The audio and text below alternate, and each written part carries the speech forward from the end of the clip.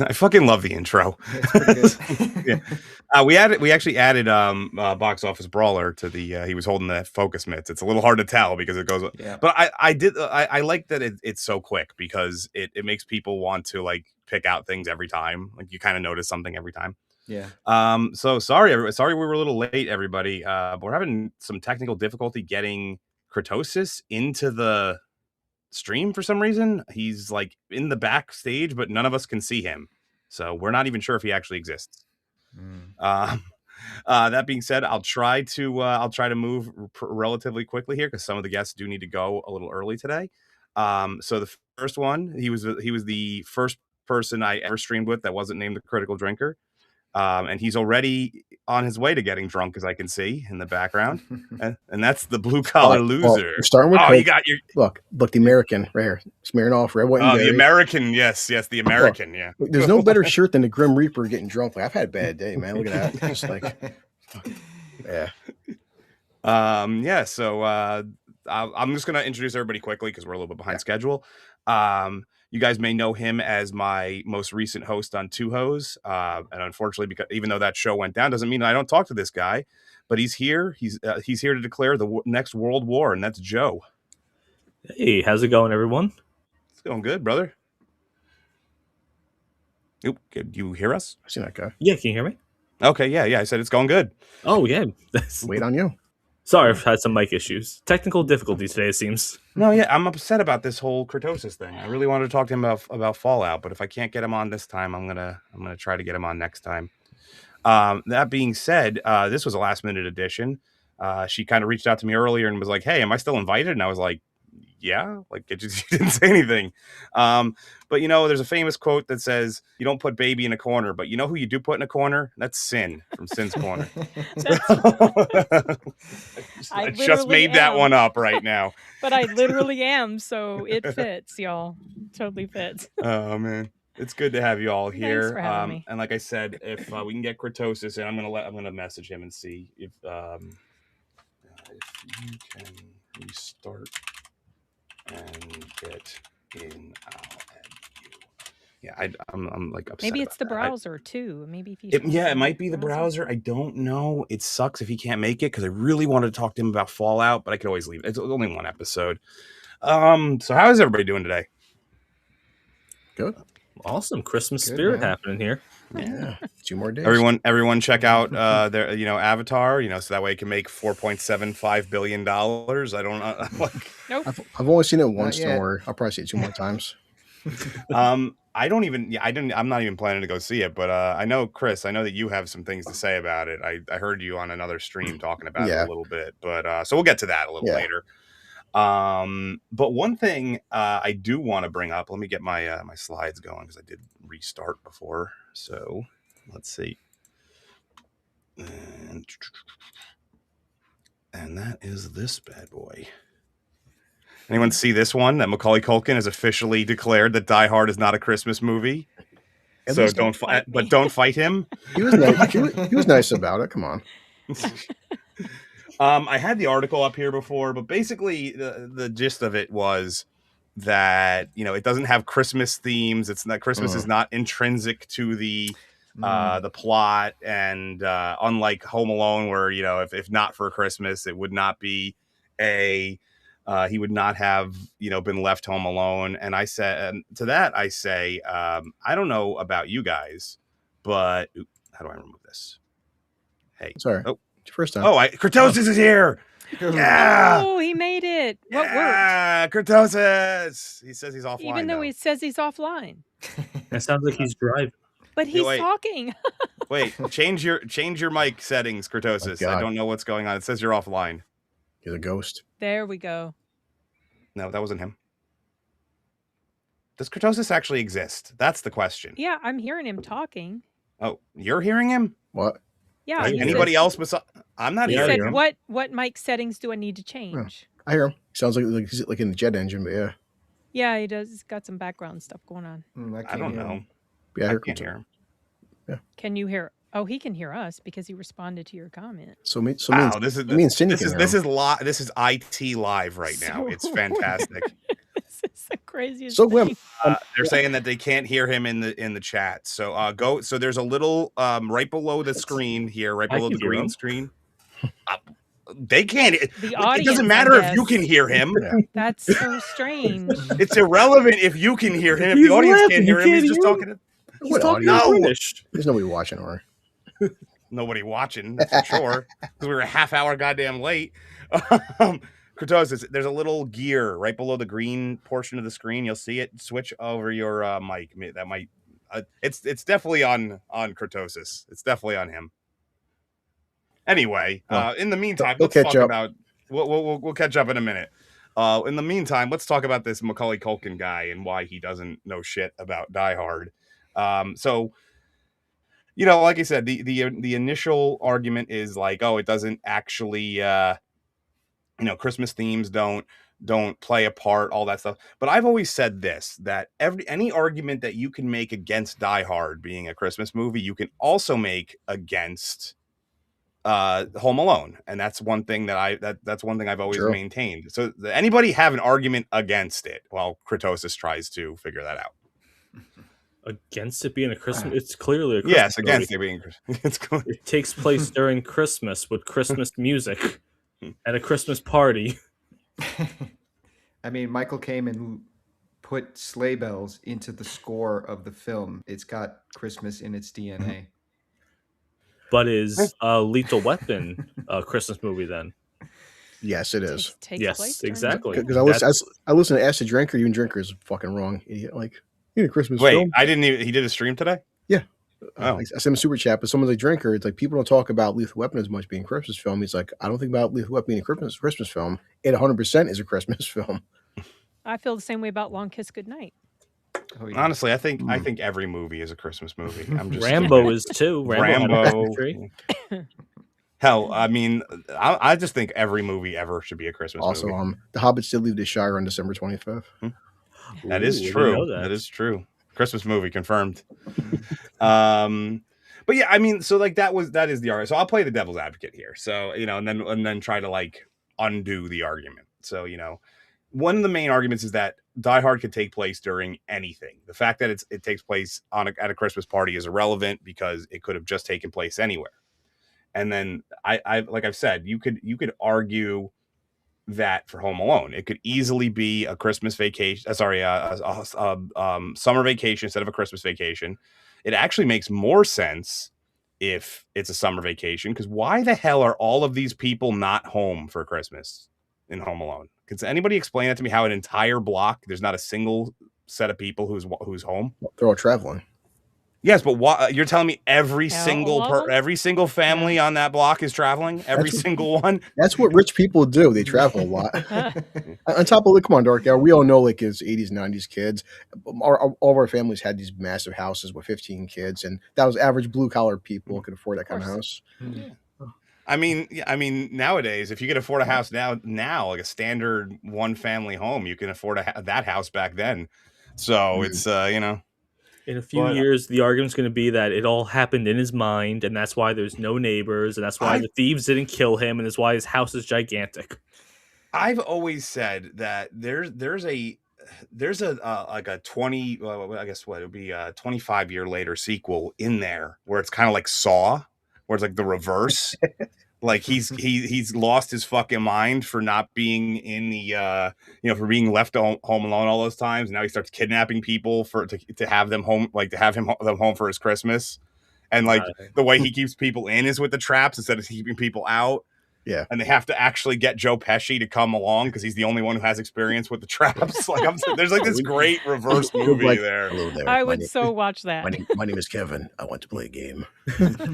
we need the Purge version of Home Alone where he's defended his home from everyone. My name's Kevin. Do you want to come home to my house? Like it's just like, do you want to have a party? Like that's actually creepier. Kurtosis, any luck on your mic there, buddy? Still no. I Yes. How is this? I can hear you. Does the audience hear him? That is the most important thing. How about we translate for him? He's hysterically laughing. This If is you why- can't, this is why- obviously you can't this is hear why I, that. I don't understand what's going on. It's so strange. So glad the first time you invited me on, this is what we go with. I mean, it's not my fault. I didn't make this program. If I did, That's why I keep we turning. have a lot more money. That's why I keep turning out his invites. I don't know. Okay, so I guess that topic wasn't going to last very long anyway. I did promise Sin, because she's got to go at 7, that we will go to her her topics first. So obviously it's the end of the year, and everybody has things that they've watched, whether it be good, bad, or indifferent. So the ghosts of TiTmas passed. I've never. This picture has always been hilarious to me, because Jane Mansfield, yeah, but like Sophia Loren was also a very busty woman. Why So, she's like- eyeballing her. I mean, She looks a little jealous. But yeah, so we'll start with Sin. Anything you wanted to talk about for I can never get this to work right. Come on, remove from scene. There we go. So Sin, you said you had an extensive list of things that were underappreciated for the year, which were what is it? Jane Mansfield not underappreciated in that picture. No, well, I can't. You had just kind of thrown out broad topics like underappreciated, best, and worst. So I came up with 5 for each topic: underappreciated, best, and worst. So, yeah, I don't know where you want me to start. I guess start with the worst. The worst, okay. Yeah. You want me to count backwards from 5 or up from 1? Yeah, sure. Let's do it that way. 5 worst. Okay. Number 5 for me was this terrible ass Japanese horror movie called Best Wishes to All. Terribly pretentious. It was supposed to be so symbolic of like late stage capitalism and declining birth rates in Japan, and it was very pretentious. And it really lost the plot, especially when like a 67-year-old grandma ends up suddenly giving birth in the middle of the movie when she was never pregnant before. So dumb. Really bad. Number 4, Tornado. If you ever saw the trailer for that, it was complete false advertisement. It acts like she's this chick who her and her father just stumble upon this gang of people by chance, and her father gets killed and she avenges his death. But no, that's not at all what happened. She and this little local gypsy boy that she knew, they stole from the gang. The gang came after them.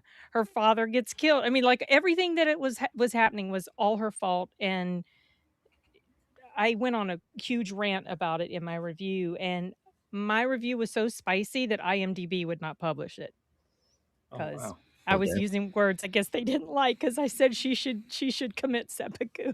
IMDb said that. I mean, I was recently told by YouTube that I can't have, my most recent video got age restricted. So I feel your pain on that one. It was stupid. It was so, yeah, I was just like, because she's like supposed to be Japanese, whatever. And I was like, she should commit seppuku, the dishonor that she brought on her father. Anyway, hated it. Number 3, Die My Love with Jennifer Lawrence. It's just Jennifer Lawrence being Jennifer Lawrence on steroids, and she was annoying as shit. Was she naked in it? Because she was naked. She's been doing that a lot lately. She was naked. It's basically, the trailer makes it seem like some sort of horror thriller thing. No, it's just this woman. She's had a baby and she's spiraling into madness. Now it's supposed to be postpartum, but yeah, I don't know. Go ahead. Sorry. I was gonna say, it's funny with Jennifer Lawrence, because I don't think she's like a terrible actress. I don't think, but she just got saddled with one of the dumbest quotes of all time. That was kind of taken out of context as well. Of course, but like I've said, I've made the joke more often than I'd like to admit about her being the first. But I know what she was trying to say. It was that she was trying to say that like this current generation hasn't really seen it, and there hasn't really been like, because that was a thing that had been not as big of a deal in recent years. I understood what she was trying to say. It just did not come out that she's way. not wrong. I mean, the past decade, name one really major female action star. Exactly. Angelina Jolie. Yeah. But I'm saying like ones that have emerged in the last decade. We're in 20s, because people always say Sarah Connor Ripley. People keep tending to forget when we're getting older. Sarah Connor, Terminator 2 was in 1992. Aliens was 1991, sir. Well, it depends on course, yeah. Yes, and it takes place in '94, I believe. But, That's something like that. But Aliens was an '80s film. I mean, what was the last real female kick-ass action star we've had? Well, they had a bunch of failed ones for a little while, and but here's the thing: is it's like sometimes you need to have your publicist vet what you're going to say, and in this case, that was the situation. Kurtosis, you said on Discord that you might be good now. Let's test it. If not, then I'm going to have to ask you to leave, sir. God damn it! I still can't hear him. I can hear him. Oh, can you act? What? Oh, that's so. And your icon's lighting up too, because I can hear. Yeah, when he talks. it's like so I can hear him and see him. But let's see. Is there like a thing I can? It's just strange that you're the only one. I can't hear him either. So you can't. It might be something because we're both on the back end of the. But hard cut is now echoing now. Well, that's just the room he's in. No, before he was fine.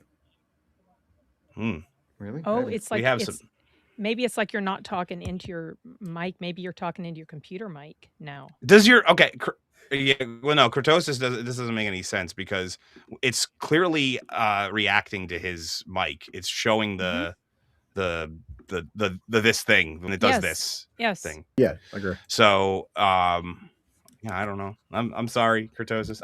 We'll try to get you back on like in 2 weeks for more Fallout conversation. I'm sad.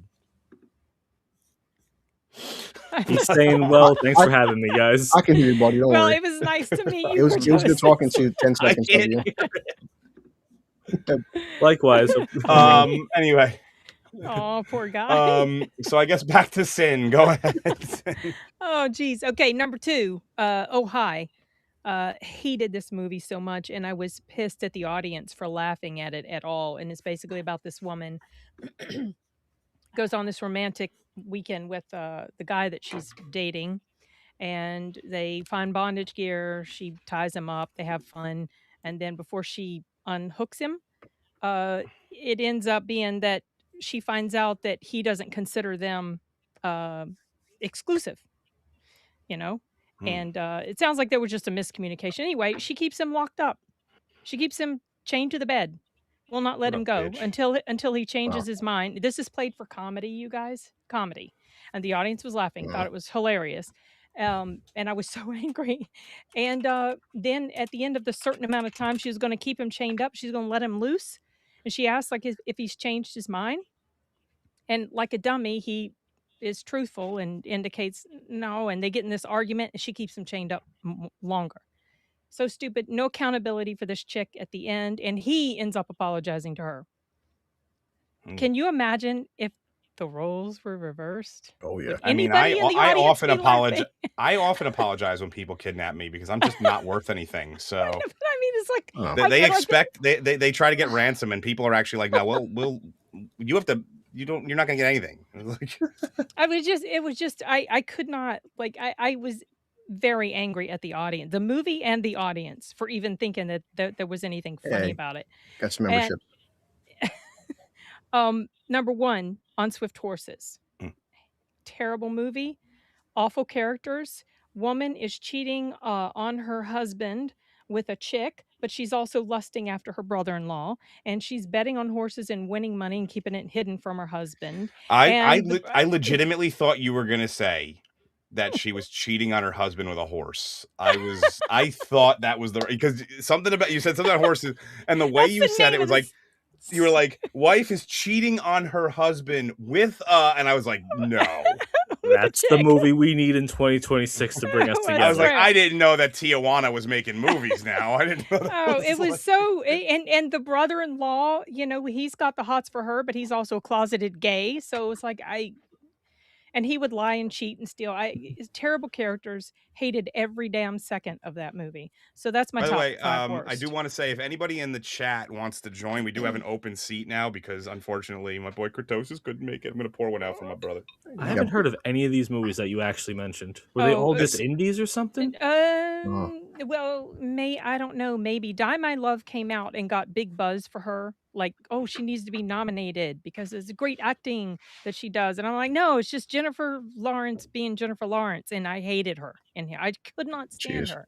Could not. She would do the most random, stupid things. Like she's supposed to be losing her mind. It's supposed to be postpartum depression, but she had no issues at all interacting with and loving and caring for her child, which is not really like it didn't seem she just seemed like she was going crazy. Like maybe she was already crazy before. But she would do stuff like she's at this house with these she's at this party or whatever. She takes her clothes off. She's got her bra and underwear on. Takes her clothes off in the middle of everybody I and goes I and already disagree with this. She jumps should be wearing that much. That's she too jumps much. into the pool. Then she's like crawling around in the grass and doing weird animalistic stuff. And then she like one point licks a glass window. And then she's walking around in the house after she's nursed her baby. One boob I like out. to think that this is It's just how like- the pitch meeting went for the movie. Like this, someone It she was was- like, it was based on a book. And sounds like the book is shitty too. I could not stand this movie. Robert Pattinson played her like husband. Oh no, well, they were boyfriend and girlfriend, had a baby. She's doing all this crazy, insane shit. And then in the middle of it all, he proposes to her. They get married. Like, what the hell is wrong with you? Why would you get married to someone like this? What's anyway, yeah. Hated it. All right. you have 10 minutes till you have to go. So do you want to do the good stuff and then we'll Yeah. And on a positive note, yeah, I do have good stuff. So my number 5 is weapons. I think probably Okay. most of us have seen this. My number 4 is warfare. I've seen that in IMAX. Was fantastic, especially with the sound. That was Oh my gosh! Oh, In a regular theater with the sound. probably the second best IMAX experience I had this year. It was very, very good. Number 3, Life of Chuck, which is based on a Stephen King short story directed by Mike Flanagan, but not your typical Flanagan or King. Number 2 might get some laughs, but I don't give a crap. K-pop Demon Hunters. No, love that the was hell my out of number that 1. movie. I said that on Open Bar this past week, and love that movie. And a bunch of people said that it was weird that a 45-year-old man thought that was his best. That was the best movie of the year, which is hilarious because I'm 37. But well, I'm okay. The 37-year-old. I'm quite a bit older than you, and I love the hell out of this movie. I went weeks with the songs in my. I would wake up in the morning, songs in my brain. Took weeks for them to go out. Not that I'm complaining. It's just like it was really with me. And the story's good, and the acting's good, and the messaging is good, and the songs are so important and vital to the characters and the story.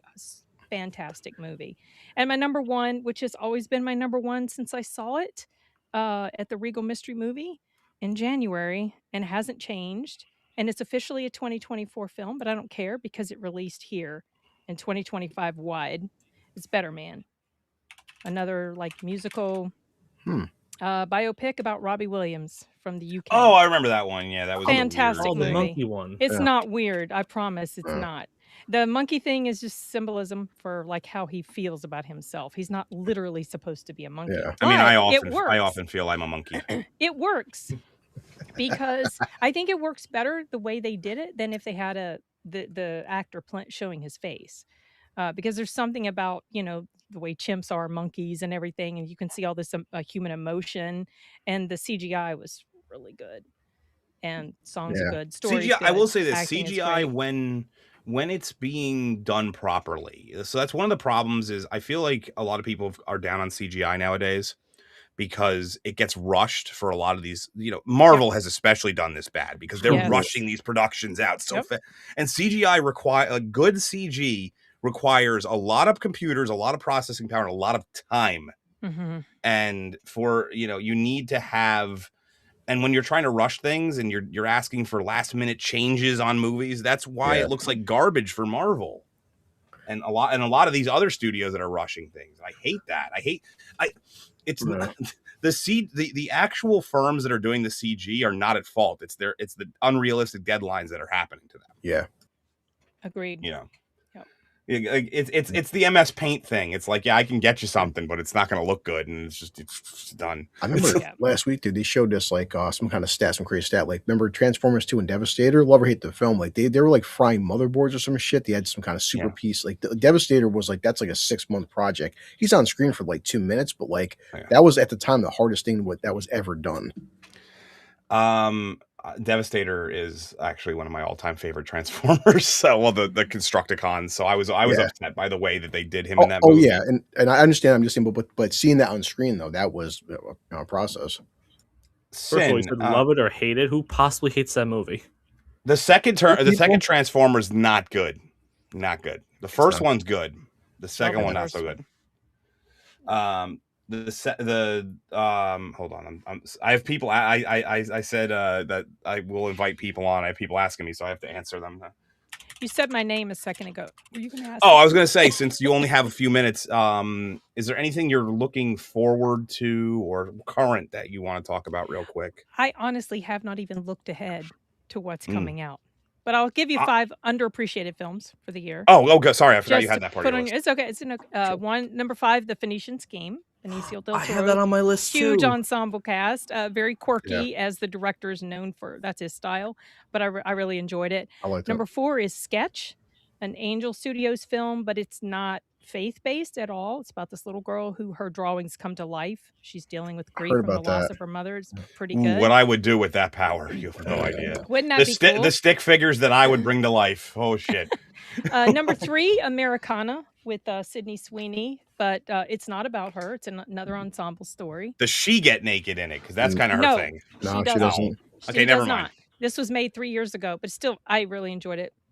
Number 2, She Rides Shotgun, based on a book. Really good story with Taron Egerton, and I can't remember the name of the little girl, but she's very, very good in there. And number 1, Killing Faith, with Guy Pearce and Bill Pullman. It's a Western, sort of. Bill Pullman's still acting? I didn't even realize. Yeah. I thought he was like retired officially. He was in it, not very long, but that one was. I really enjoyed that and did not expect to like it as much. He's coming back for Spaceballs. Spaceballs too. The search for more money. It's a fine. That's right. I mean, but after seeing History of the World Part 2, all I could say is, I know that's probably not going to be that good. No way. I want to ask this. So, Sin, did you have? You haven't really looked forward, but I'm gonna. I haven't. I actually just watched the trail. Like right before we started, I watched the trailer for Odyssey. Yeah, and heard about that. Have you?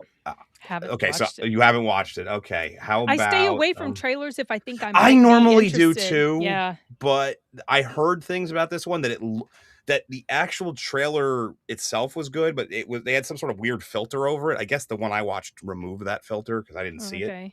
But we'll talk about that a little bit. I don't know how interested I actually am going to be in the Odyssey because I haven't been extremely impressed with his last 2 works. Oppenheimer was okay. Yeah. I wasn't crazy about Dunkirk. I did not like the way it was put together. So I'm feeling like the more he does, the more he makes, the more pretentious his films become, and the more annoyed I get at how pretentious they feel. I do want to kind of talk about like these, obviously, unfortunately, you're leaving in 2 minutes. Okay. You're leaving in 12 seconds. I just wanted to give myself enough time to get prepped for the next stream. I want to talk about these big scale movie makers soon, because obviously we have Avatar, and then next year we have Odyssey, and it's kind of want to talk about James Cameron and Christopher Nolan and these types of directors / producers. Since you only have like a minute left, do you have anything that you want to throw out there? I'll give you a plug your shit. Things I'm looking forward to, or you can actually talk right over this. It's fine. Oh, okay. I just released a review yesterday for Song Sung Blue that comes out on Christmas Day, so maybe go check that out if you like true story biopics. And Hugh Jackman and Kate Hudson are great in it. Yeah, the trailers look really good. Yeah, it's very good. And watch the documentary that it's based on by the same name, free on YouTube. That one hit me harder than the movie did. It does look good. Yeah. So, okay. I think that's it. I appreciate you coming on, and we'll get you on for a longer period of time. Yeah, it was just sometime next year. It's the day, but thank you so much for inviting me. It was a lot of fun as always. And we'll get you out, like I said, sometime next year, because that's when we're it's just a few days away. Take care, son. Yeah. Y'all take care. Merry Christmas. See you, Later, son. Bye. Okay, now that we're full of testosterone, no more of that estrogen. Now the stream can start. With the movies that she mentioned, I haven't heard of any of them. Is there a reason why? Is because cable? I don't have cable anymore. So Sin does. So the thing about Sin is she's really into the art side of cinema, and she pays a lot of closer attention to smaller projects and stuff. Yeah. And if you follow her channel, she actually will talk about a lot of that stuff more. So which I think more people should do. I think I personally should do it more, because when I was on, I've been on a couple of these year-end streams this winter, this December so far, and I'm every one of them I'm like, man, I didn't watch shit this year. Like, holy fuck. And like I think next year one of my resolutions is going to be to try and consume a little bit more of the indie style stuff. I used to elevate my media diet, as Morgan Seppi just said. I mean, the thing is, I come from like a sci-fi and like comic book background, and unfortunately those were the things that dominated for a number of years, and then they all started to suck. But that being said, hold on, we have somebody that's going to be joining us for, to my knowledge, their very first stream ever. Just if you want to add your profile picture, just do that, please, before we bring you on. I'm going to mute you real quick. But I did want to talk about so Chris, I know that you saw Avatar. Joe, did you see Avatar? No, I have not. Okay, well, it doesn't. That's as long as one person on the panel's seen it, I'll give them a chance to talk about it. But who has watched the trailer for Odyssey? I watched it. Yeah, I watched it. You watched it, Bobby? Yeah, we've all seen it. Yeah. Okay, so I do want to talk about that a little bit, and just generally things that are coming up soon. But I get. Are you going? You're actually going to go on camera? Road on Life? I'll unmute you. Hold on. You're muted. I love this stream. This is the greatest stream ever. No one can hear anybody. Blue. Well, he figures that out. Blue, why don't you go and tell us your feelings on Avatar a little bit. Avatar 3, The Search for More Money. Yes. Don't worry, I definitely didn't smuggle in a bunch of alcohol. I mean, like, look, it's like I said, dude, in my review out tomorrow, Russ, if you watched if I watched Fast and Furious 5, if you hated Fast and Furious 1 through 4, 5 isn't going to get you into the franchise. Simple as that. If you hated Harry Potter 1 through 7, Deathly Hallows won't get you into the franchise. It's Avatar 3. It's more of the same. I will admit that Cameron, for all his faults, when you see $400 million in, say, Captain America 4, you've read the Red Hulk comic books. That looks like shit. At least Cameron, when he dumps $400 million on the film, this is an IMAX 3D, the most beautiful film I've ever seen. Hands down, not a comparison. Even like Jeremy John said that some of the set pieces I thought were actually like live sets. They were all digital. I'm not saying, again, it's a great storyline, but in terms of visual, there are so many scenes where it looks like Zoe Saldana or Sam Worthington. It's them wearing blue makeup, but it's actually mocap. The mocap is, second to none. It definitely does feel like Avatar 2.5. At 3 hours and 17 minutes, dude, I will watch Lord of the Rings extended all day. The film is too long, hands down. It's not a great film, but I do admit it is a visual spectacle, just like part 1 and part 2. And I will say also, I've said in group chats that, like, hey, people are happy for one start, Russ, because come on, I'm tired of seeing 10,000 videos. James Gunn is ruining DC. Who's excited for Avengers Doomsday? 10 years of Disney Star Wars. Yes, we're so happy about that. Hey, look, they've ruined Alien Earth, Predator Badlands. At least people are enjoying Avatar for what, I mean, James Cameron isn't destroying Luke Skywalker. He's not wokeifying the Incredible Hulk and cucking him to She-Hulk. Avatar, it's its own franchise. I respect anybody who doesn't like it, but let people enjoy a thing. It's like the Fast and Furious. They made fucking 10 of them. They're not hurting nobody. It's not a great film. I'll never say it's a great film. But Amelia, you have missed a shit show of IT problems, is what you have missed. It is. I am trying to hold it together as best I can, and I think that the proper way to when there's ever an issue, I think that you got to call in Sydney Sweeney as your backup, just so people will stop paying attention to the problem. But yeah, I'm just gonna put that up. That's the ghosts of TiTmas present, since that's the current thing that's going on. So I'm right with you with Avatar. I never cared about it. I watched the first one. I skipped the second one. I was not going to watch the third one specifically just to shit on it, which was like what a lot of people were gonna do. And Road Life, as soon as you figure out your feedback issue, I'll let you in. Only because that is like a killer. But I did. The reason I bring it up is because I do feel like we're at the end of this rope here with this with some of these directors. Like it was mentioned, like Nolan has been mentioned. Obviously, anybody who saw it, we'll talk about that trailer in a minute. But you know, a lot of these bigger directors are getting to the end of their careers. Nolan's still relatively young compared to Cameron and like Scorsese, but you know, and it just feels like I do feel like Cameron is just kind of playing with house money at this point. He's made his handful of movies that people will talk about forever. Even the first Avatar, just because of how much money it made. You know, I think isn't it still the #1 grossing movie of all time? Well, plus in terms of spectacle, I mean, again, like we see things like this year, Eddington comes out, or One Battle After Another. Boy, TDS this, TDS that, politics. Besides the whole like Ferngully or Dance with Wolves allegories, when you step in and see an IMAX 3D showing of Avatar, you really feel like Pandora exists for the most part. It truly is escapism. And some people just want to fucking have escapism for 3 hours versus hearing about more real life shit, man. This is Road on Life. I've actually been talking to him for a long time.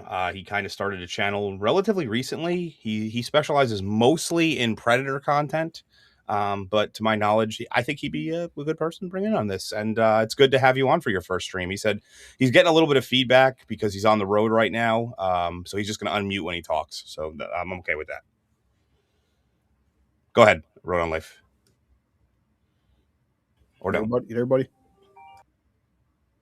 Never. Okay, good. Yes. I'm just going to keep drinking.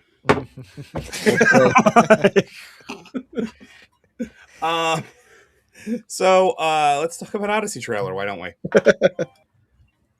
I didn't see Elliot Page in the trailer. I was wondering what was going on with that.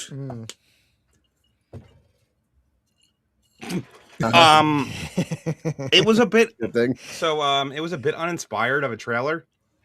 It to me it looks good. I first of all, I would like to say this. I am a fan of the Armand Assante Odyssey, the old miniseries from years ago. I remember watching that with my dad, and my dad did this great impression of the Cyclops. You know, nobody has blinded me. He did this fantastic impression. I'll never forget it. That being said, I just it seems a little weird to me because Nolan's whole like commitment to practical effects and all this. It's like it's quite amazing he was able to get a real cycloptic giant into the movie. I'm very shocked by this. He also got a full working ocean, which is really good. Nice. And yeah, these studios are really caving into this guy. So what did everybody think of the trailer for Odyssey? The people who saw it. Bobby. I'm skeptical. I mean, like Dark Hour said, it's it felt a little underwhelming. Like, yeah, the visuals look good, but what they chose to show didn't really pull me in that much. Like, it didn't feel as epic as it should have. Maybe a couple shots here and there. So yeah, I don't know. I was expecting a bit more from it because we got that teaser. I don't know, came out like earlier this year with Matt Damon kind of floating on the raft, and that actually got me more interested. Yeah. In seeing it than what they released. So I don't know. One of my favorite people in the whole world, Dildo Shaggins, is here. Nerds. My Discord server has been recently infected by Shaggins. He's like seven of his cousins showed up. I was like, holy shit, you guys are all over the place. Like, I'm the American Dildo Shaggins. I'm like, so, like, what does that mean exactly? That means you're not made. I do wonder, Bobby, like you were saying, teasers are pretty good, but like Nolan and Odyssey, they're such big IPs. Nolan's such a visual director, and at this point, we've almost put him on this like god tierhood of directors. Where I wonder if like now the expectations are too fucking high for Nolan. Like he is what he is, but people, it's almost like no matter what he would have done, I'm not saying the film is going to be good, but like maybe people, no matter what he put out, people just were going to be disappointed. Right. Well, I mean, also like Sin had mentioned, Oppenheimer, his last film. I mean, half that movie takes place in a room talking to a guy about his clearance being revoked. So whether you like that movie or not, it has its moments where like it's that big epic spectacle and it works, but the rest of the movie is kind of a more pared down story in a lot of ways on the visual side of it. And this, as you know, it's the Odyssey, so it needs to be as epic and sprawling as possible. And what they showed in the trailer, I wasn't sold on that. So I think he is getting kind of overblown in terms of what people are expecting out of him. Definitely. So, you know, I still think it'll draw people in because his name now is synonymous with, you know, big epic sprawling stories. So I still think it'll do well, but I feel like it might end up being that underwhelming story again. Yeah. I had to watch the trailer on 3 different places before I realized this was actually the trailer, because to me it just looked like a really well done AI trailer. I didn't see a single thing that made me jump up and go, whoa, I got to see this. There was no music or anything that really captured me. The Cyclops, we saw Cyclops. Obviously that was going to be in the movie, and I thought it was way too dark. I don't understand why cinemas are like. Well, there was definitely a filter over that one. That from what I heard, that's probably the one you're talking about, where they put this darkness filter over everything. Yeah, where all the people are standing up, and it's supposed to be some kind of big. I don't know what that moment's supposed to be, but clearly it must be big enough that they put it in the trailer. But I've always found it interesting about the Odyssey. Everyone loves the Odyssey. No one ever talks about the Iliad. It's like it's the first book. It's the first book of the epic, and it's Road Unlife. You just you said you saw the trailer. What are your thoughts on it? Maybe. Awesome. Perhaps. These are great thoughts. What also kind of scares me, Russ, is that we see so much that there's trailer footage, and I know like practical effects, but digitized. But like, what if the armor and effects, of course, they get cleaned up 6 months later? How many fucking films were like, you watch a trailer, you see a certain CGI and sets, then you're like, the actual film? Oh, there we go. Okay. Road Unlife is here. Hello, can you guys hear me at all? Yes. He's an actual trucker, so he's on the road. So we'll And I got probably the cheapest microphone you could get, actually over the counter. So it's a little. Bear with me a little bit. I appreciate your patience. I did see. I'm gonna manually lower you just a little bit. Okay. All right. I apologize for blowing anybody's eardrums out here. I did see the Odyssey trailer, and I had doubts right away.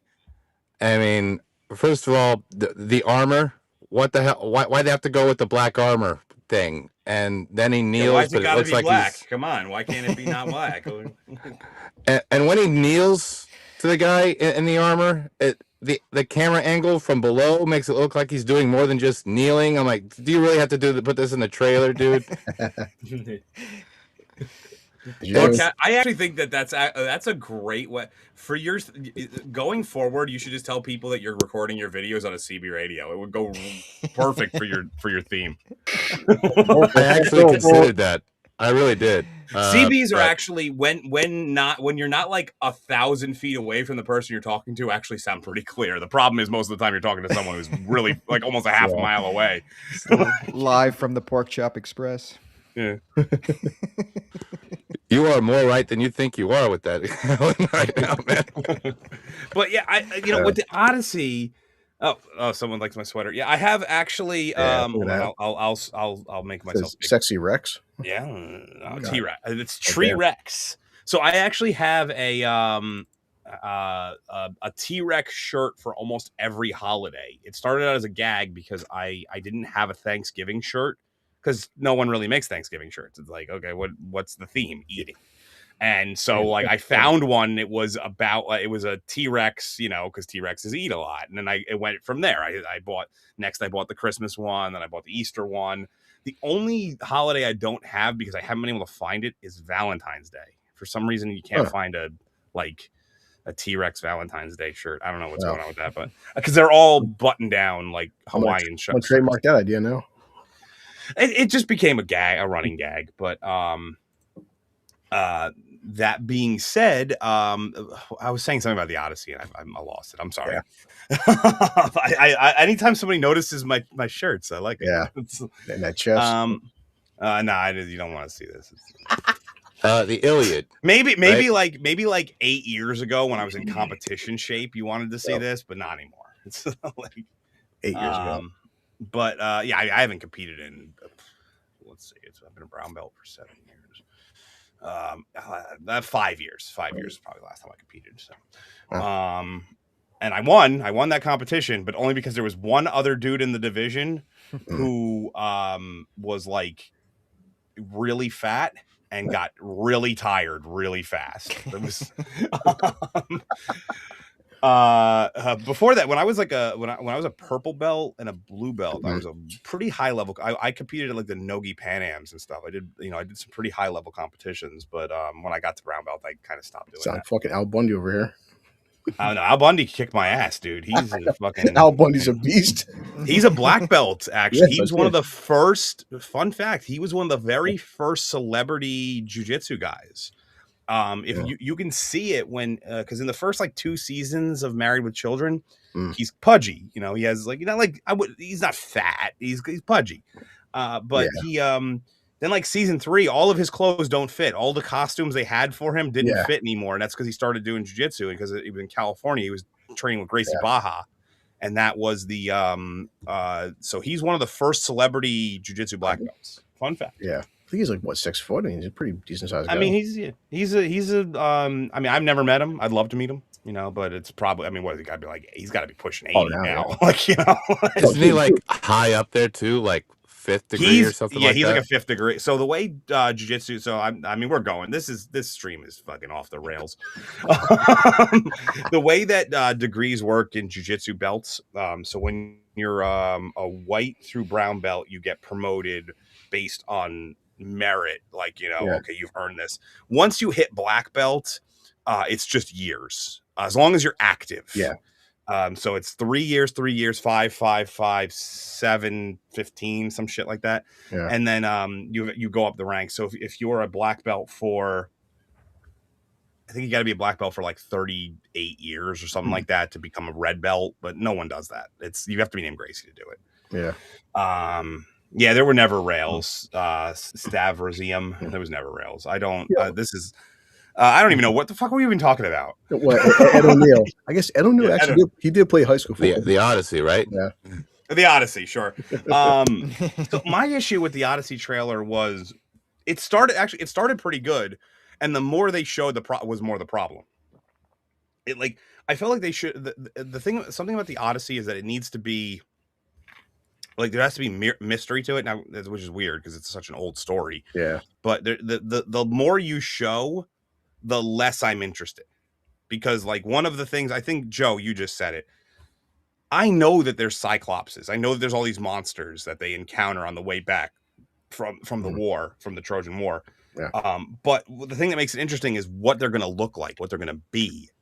Showing it ahead of time doesn't work for me. Now, granted, they barely show the Cyclops, but like I now know what what the route they're going. So that's also the problem is we are seeing 2026 now CGI, and like we're so fucking disappointed by Marvel and DC. Like, guys, you gotta impress us at this point. Well, remember what happened with Sonic? Maybe they're afraid to show the Cyclops now because what if it looks like the worst thing ever? You mean Sonic? Right up here. Oh yeah, the best video game movie ever made, that isn't called the original Mortal Kombat. He's not wrong. Let's see. What did Dildo Shaggy say? If you make 40K, I will make 40K. It's not gonna be by the end of 2026. I guarantee you that shit. I'll travel to the U.S. so you can have a cage fight. Like, oh, you want? Okay, I mean, I'll fight. Like, actually, another fun fact: I've never injured somebody. In 17 years of training, I'm like the statistical safest training partner of all time. Yeah. I mean, I have hugged you. You are pretty gentle. There is a picture. I'll see if I should pull it up. There's a picture of like I'm like a foot taller. I was on my knees for other reasons. I'm not gonna lie. When we first met, and I was thinking about that because that was like this week 2 years ago. Holy shit! Wow. Yeah, because that was when Rebel Moon came over out. Rebel Moon of all fucking films to watch together. I'm not gonna lie. He had told me he was short, but like. I walked up and I was like, "No fucking way! This guy is joking right now. Like he's squatting. No, he was not. I'm like comic accurate Wolverine. Let me see if I can find the picture. Hold on, you guys talk amongst yourselves about the Odyssey for a little bit. Do you think the cast is too overblown? Is that what Christopher Nolan's selling point is? Like, we're just gonna have every person you know right now in this thing? I'm thinking it's really more like I honestly think that him doing the Odyssey on its own is a mistake. He's always going to have a big cast. He always has actors that come back from previous work, but compared to the rest of his body of work, he tried to be as original as he possibly could. Aside from that one movie that's a complete remake of a movie that was only 5 years old. Yeah. But even with Batman, it's like, all right, well, what is he going to do with Batman? And he did try to do something a bit different with throat cancer. But now he's doing an old story. Yeah. It's not like it's more of how is he going to show this story that we've already seen several times. I mean, hell, what do you say? Armand Assante. Yes, he did a TV movie with the Odyssey when I was a kid. I'll never forget Armand Assante for just his great scene in Judge Dredd. Law. He was the best part of that movie, man. He was chewing the scenery.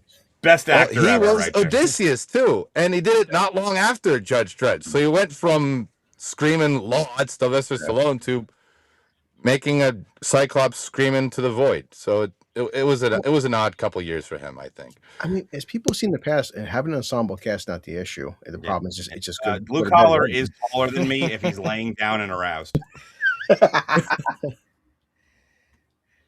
Yeah, I do have one verified kid. I like how I just derailed that shit just completely. That was my intention with this stream, was just to have fun. That's why I didn't really pick too many topics. This isn't supposed to be. I try to make it fun. I'm still looking for that picture. Hold on, I'll find it. But keep going amongst. I've been pals with that shitty open bar show, and that sucks, man. This is way more fun. Hey, I love open bar. Yeah, honestly, no. I've always said I prefer happy hour. I've always preferred happy hour, but yeah, it is what it is. Oh, here it is. I found the picture. Perfect. Hold on. Give me a second. I'll download it. Let's see it. He's on a box. Hold on, I'm downloading it. Hold on. Let's. I gotta get rid of this one, and then we have to find another shitty movie to bond over. I mean, I have plenty of shitty movies to bond over. You see, man. I thought. Oh yeah, my porn tabs. You don't want to see. I've said this. My Google search history would confuse the shit out of anybody, simply because of the things that I look up for videos. They'd be like, I don't. This doesn't. This guy has problems. I confirm, man. I know I'm on a watch list somewhere. I accept it. Oh yeah, we're all on a watch list. Don't worry. Where is it? Yeah. Hell, gathering clips from my videos. Into anymore. Yeah, people. Whatever you just said, I'm all about it. Well, dude, people joke about New York City traffic. Like, yeah, what was it? Like, it was a mile from the parking garage to the theater. Walking was just faster than driving. Like, it was faster to walk a mile versus driving a mile, because that's how bad NYC traffic is. Like, it's one thing seeing it in a movie when you're walking a block and there's like 100,000 people in a 1 block radius. Like, holy shit, man. Okay, so let's see if I could just highlight just this. Nope, I cannot. Motherfucker. I gotta add it to the. I have to add it to the whatchamacallit. Hold on, because this is stupid. I'll be right. I need to add it to our slideshow. That's how I have to do it. We're gonna be here all night. What's next? What's the next topic besides the Odyssey? Whatever you want. Just bring up a topic, man. Just bring it on. Just like, I didn't really do many topics. Yeah. Anybody wants to talk about anything from the year, just do it. Just spill your guts. In 2 days, Anaconda comes out. The remake the remake requel. I saw that. I was like, what the hell? Why is that coming out on Christmas? It could be the best or worst Christmas present to give to my kid. His dad don't want to see it. I'm like, I know. I guess Ice Cube makes a cameo too. Oh, does he? Yes, he does. Yes, he does. Yeah. It's such a cameo that that they made sure to put it in the trailer, because that's the only thing people even remember about that movie is that Ice Cube and J-Lo were in it. I think they're releasing that movie now just to avoid it being a February release, so it's not a revealing January. total piece of. Yeah, one of those. Yeah, dumping grounds. Yeah. It has not been a good year for Ice Cube with that War of the Worlds one too. How dare you, sir? Sorry.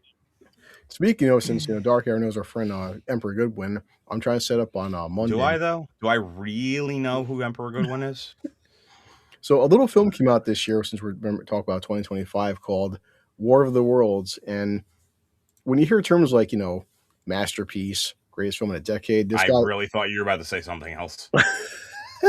Emperor Goodwin's like, he's like, Chris, watch War of the Worlds. It's like, I'm like, he's exaggerating. And I watched this film with our friend Sammy 3P at midnight. I drank half a bottle of Jack Daniel's Blackberry, just released it.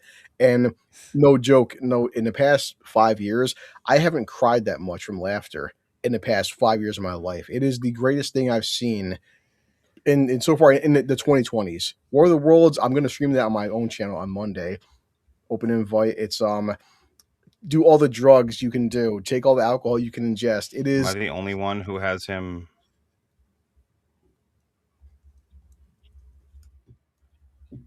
I think the word you're looking for is disaster piece. It's on my end. Okay. That's a word, bro. It's yeah. I mean, if that's what maybe Hollywood should do these days, just I'm getting do the something picture. ridiculous. Yes, I would say. If you can't make something visually, spectacle, great, so- just be fun with it.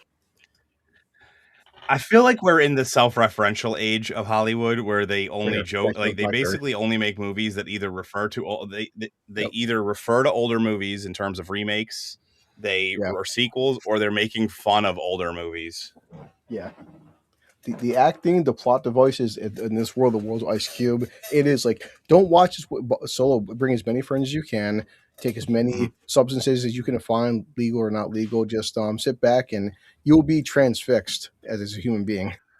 So a fun story. when I worked for a company that did I'm not going to say what their name was, but I worked for a company that did staging, for years, for over a decade. So I was in the industry, not like super into it, but I was technically in it. Like I wasn't like I wasn't like in the true movie industry, like a director or anything like that. But and I went down. So I used to program, like the big LED boards. You see them at all, like, stadiums and stuff. Yeah. So like to do those, it's not super simple. You need to know how to program them and stuff. So I went down to to Orlando for this. The company is called Apson. They're one of the largest LED manufacturers in the world. And I did their training. And I knew nothing about it. I went down there and it turned out that you could fail. I was really scared. So I ended up going to, unfortunately, I can't, the story, I'm going to preface this by saying the story does not go where you would hope it would go for the end of the story. Because I went to my hotel room and actually studied so I could do good on this exam. But so we're like getting ready, like it's like the day before the exam for this LED stuff, and the one of the professors, I guess, like the instructors, he goes, "Oh man, you got to come out with us." And I go, "Why?" He goes, "Because Orlando is like the American capital of midget hookers." And I went, "What? What are you talking about?" And like that was his selling point. He was trying to get me to, I didn't, unfortunately, in hindsight, I think I might have missed out on a better story than I just went back to the hotel room, studied, and got the best grade on the LED exam. Now, where in Orlando? Just for so I know. I mean, Orlando's not. There's really only so many locations in Orlando that you can go like and it's not Disney. So. Disney story short, I lost my cherry to a little person. I was already like 29, so Yeah. yes. Why is it not loading? I love technology, Russ, because right now technically speaking, my head is actually above yours, so I actually am bigger than you on camera. It's because I'm slouching, dude. I need back surgery so bad. My God, old man. I am trying to get this picture to load, but it's not. There we go. Okay, got it. If I got it. Oh yeah, hold on. There we go. Got it. Okay, I'm gonna add it to the. That was me stalling that whole time so I can get this picture up. Listen, I would talk War of the Worlds all fucking day. Say good win. We can bust balls, but like I hate the fact that this old man was right. He's like, because is it as good as he's saying it is? I'm like, holy fuck, it's better. I want to own this movie and like just tell the world, like, please watch War of the Worlds. It would change your life. So you're saying they should make a sequel? I mean, obviously they said it was terrible, but they should make sequels. But yeah, so should Hollywood just go down this route of just ridiculous movies now? I'm not lying, Joe. Tomorrow, I will take my kid. I will pay for everybody on this panel to get tickets to go see this in theaters, and I will be taking all the drugs I can find. All of the drugs. I'm in. I don't know why it's not showing. This sucks. I want everybody to. Oh, man. What the fuck? Okay, we're gonna do it this way. Hold on, I'm just gonna. hold on, I'm gonna flip flop this. You show our Facebook, just ignore dick pics, but yeah. No, hold on. I'm gonna flip flop this, so that way we can. Okay. Read mode. It's like it was. Like, if you decide to be sober, watch World of the Worlds. Have you ever talked about ayahuasca? Actual picture. He's not on his knees or anything, guys. That wasn't you. I'm 6'1", maybe because my back is shot, but I might be 6'1" at this point. He's on a box. It's the Odyssey trailer all over again. When you hugged me, I swear it was like a big warm blanket. It was a fun day. I mean, that was a cool theater. Like, it was a theater that was owned by Netflix themselves. God, I have lost weight since my son looks nothing like me. I should just leave this up for the rest of the stream. People will tune in. They'll be like, "What the fuck are we watching?" I like how you got fatter. I got thinner. Hey. See, actually, I like pizza. I look younger now. It's all the alcohol. Yeah, I look older. So, but that's kind of how it works. Generally, you look older when you get older. Yeah. So, hold on, let me. Whoa! We're doing some. How drunk? What's happening? It was just that was the yeah. John Darkhour takes a picture with a young fan. Chris is older than me. In fact, I'm actually 10 years older than you too. That's the sad part. Crazy. Well, it's always funny. We see that. What was I watched on North English Bastards channel? Clint Eastwood, watch Good and Bad and Ugly. I'm like a decade older than Clint Eastwood. He looks like he could be my grandfather in that film. It's like men were built different. Picture of an awkward kid with his autistic uncle.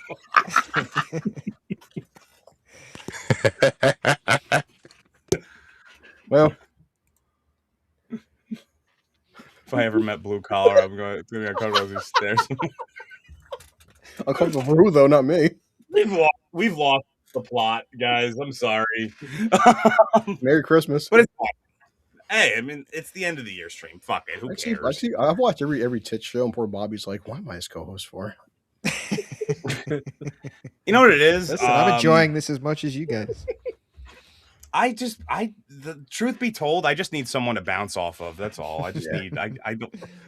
I've always said, the whole point of YouTube was like, since you first met you when you came onto that shitty Last Action Hero stream, but like, hey.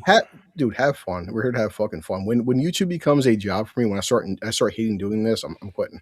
It's just like, enjoy yourself. Look, I haven't not gotten drunk on a single stream with Drinker yet. Oh. So, and I think it's funny because like you can tell, like if you go back because I've gone back and watched them, I'm like, oh, I can see when it hit. I can see like my eyes just go, and I'm like, fuck, I'm in front of like 10,000 people. I need to say something. He's even bigger than you. I'm gonna have to fucking sit on his chair. Yeah, he's about an inch taller than me.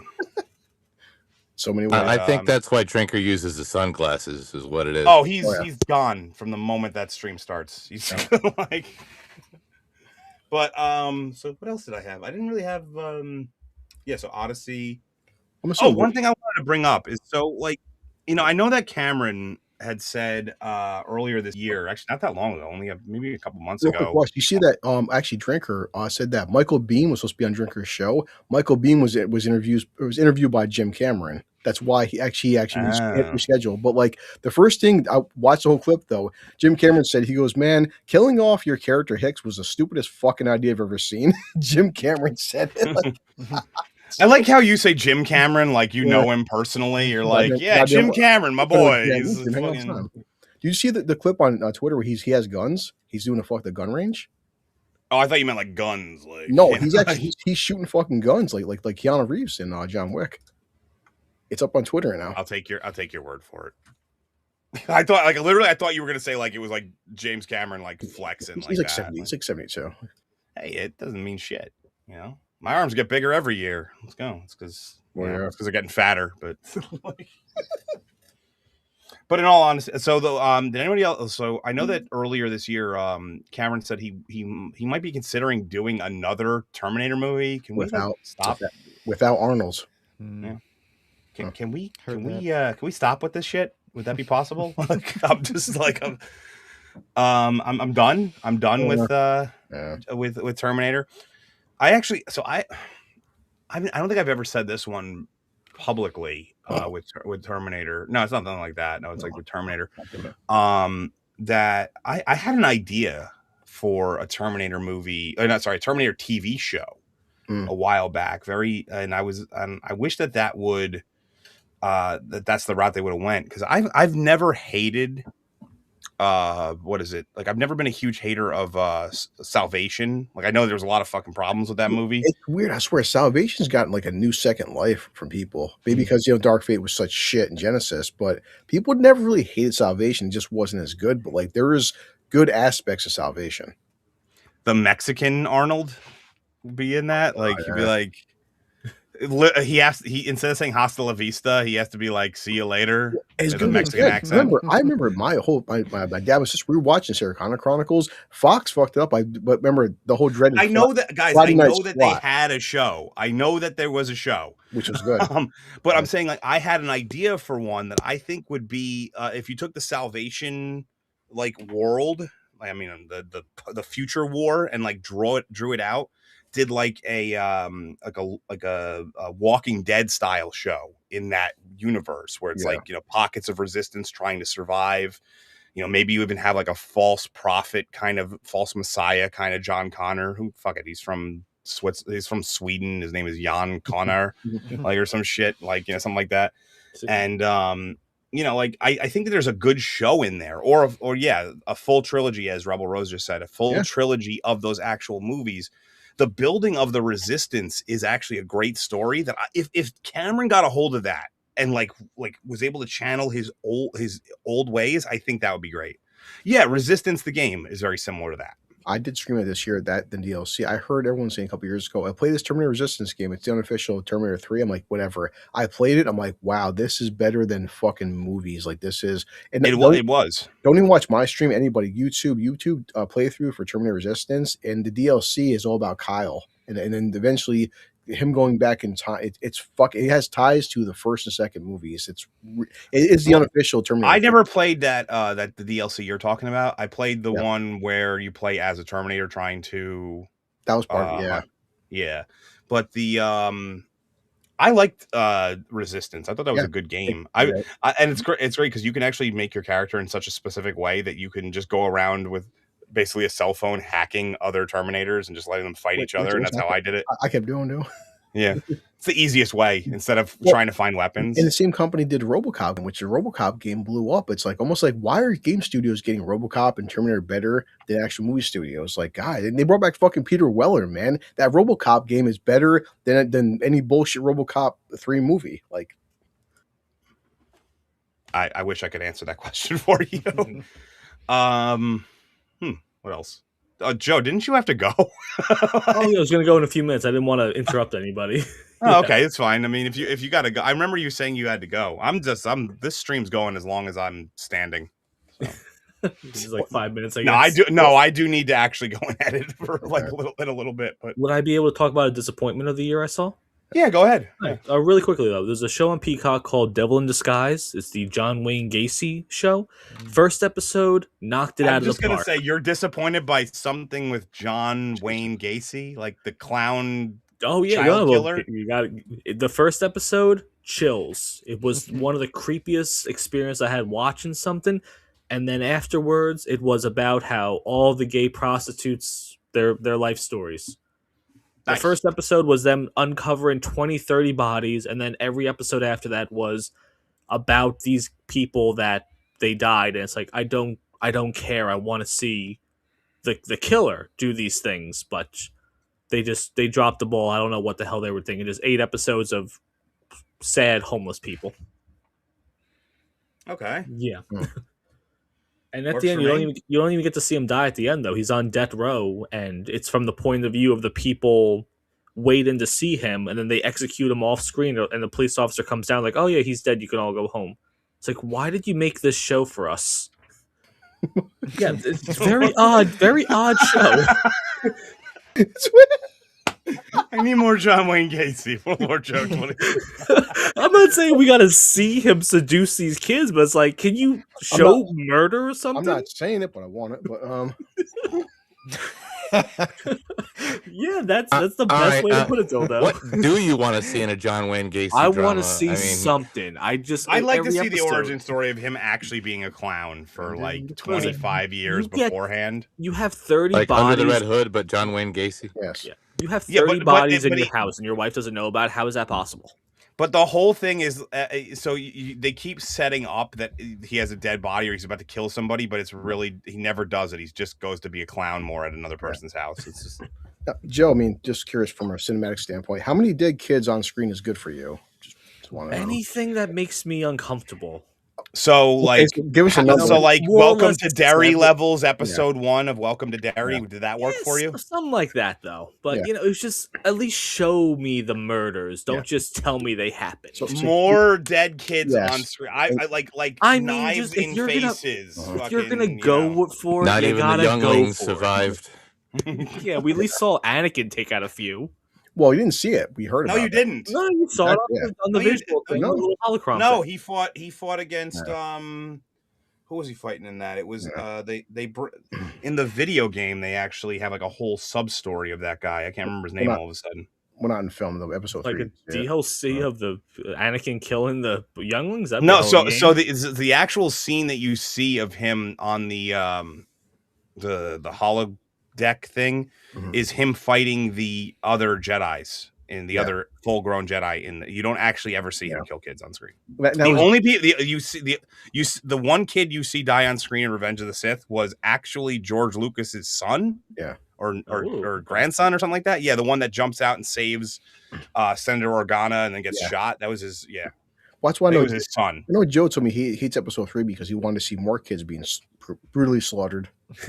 I mean, he just became a dad this year. So he's like, he knows now. He's like, look, we need to kill these kids. Like, we need to get rid of them. Every time, 2026. Every time my son wakes me up, I just look at him like, you know what? I understand. He's I don't like, agree with him, but I morning, understand. He's like, this motherfucker. All he wants is boob. AVP2's target audience right here. Yes. Oh, I guess man. I know, Joe, you got to go. So it's been good to have you on again, man. I'll get you on again soon. We were streaming a lot when Two Hoes was a thing, but don't worry, we'll get you back on soon. Cool, bye, Joe. I'll see you guys around. Hey, see you. Nice work. Merry Christmas, everyone. Hey, buddy. Bye. Later, Joe. Well, curious, Ross, so is this your last stream for technically 2025? Then? Yeah, because we're bi-weekly. Who knows? Maybe next week I might do like a gaming stream or something. But this is my last. Did you want to do it like your top, top 2 or 3, like the best and worst of the year? I mean, it's whatever you want, Chris. Whatever you want. It's your show, asshole. I'm just providing the space. It's for all y'all. It's Bobby. And Bobby, is there any? So I guess because Sim was talking about underrated films. Was there any underrated films, or I guess films? Because I have a couple that people just didn't talk about that because we are so busy bitching about Predator, Badlands, and Alien Earth. But there were a couple actually pretty good films this year that just nobody talked about because word of mouth and Dark now. Russ knows this where. Sometimes people rather just shit on Star Wars Outlaws versus Expedition 33, giving it some love. I mean, I think you just took a dig at one of my buddies there. I think you took a 17-hour dig at somebody that I held in high esteem. But by the way, anybody else that wants to pop in, just let me know. However, I can reach you on. We'll just fuck it, you're all I out in. definitely do think there have been some pretty good films because, like last year, right? Remember, I was happy that Will, because his Drinker has a bigger channel. The Covenant with Jake Gyllenhaal. Nobody but like me and Drinker reviewed The Covenant, and it was a fucking great film. So I do think that there are good films out there, but instead of bitching about Marvel and DC and fucking Star Wars, give stuff like The Covenant some more love because it was actual great, like Warfare. I'm glad Drinker did Warfare. Warfare was a fucking fantastic film, and like Yeah. 2 people on YouTube talked about it. That was a Yeah. real legit good actual IMAX made by military men film that 2 people talked about. Yeah, we did a review on Warfare, and it ended up being one of our biggest videos in the first half of the year. Yeah. Apparently, Twitter and- really understands me, by the way. So I don't use this Twitter account, the Horror Oscura one that you guys are probably aware of. But apparently, it's figured me out, man. If you could kind of see that, Ooh, it's just sure. a chick holding. Oh yeah. Boobs. Yeah. Yeah, it's figured me out. Well, Racer had mentioned this in your chat. So, but Begonia, because our friend Enzo mentioned Begonia, that film until the last 15 minutes will make or break that film for you. Begonia had a fucking great ending where I'm like right there because the whole premise, if you've seen the trailer, is like basically Jesse Plemons, he kidnaps what's her face, the redheaded chick there from Gwen Stacy from Spider-Man. And is she an alien? Oh, Emma Stone, yes. Emma Stone. Yeah, I always have to like do the. I'm like Yeah. Emma Stone, Emma Watson, or Emma Yeah. Roberts. Which one is it? Yeah. So the whole premise, like he kidnaps her and like, hey, she's an alien from another planet and she's a CEO for a tech company. Yeah, bullshit, right? And the entire film, you're like, you know what? It's so outlandish. It's retarded. She's an average. There's nothing about her that seems alien, and she could be an alien. And up until the last minute, you're like, is this real? I'm kind of curious, but what if it was real? What if it was real this whole Yeah, time? it's Begonia was a ton of What fun. if movies actually happened? Yeah. I have somebody else who just asked to come in, so hold on. You guys talk amongst yourselves about Begonia. But Bobby, you and Ro, do you guys have like any, I guess, would say like underrated films? Because this year has been like the biggest films have been Lilo and Stitch and fucking Minecraft. Like, yeah. No, I mean, like we tend to see, whatever is out at the time.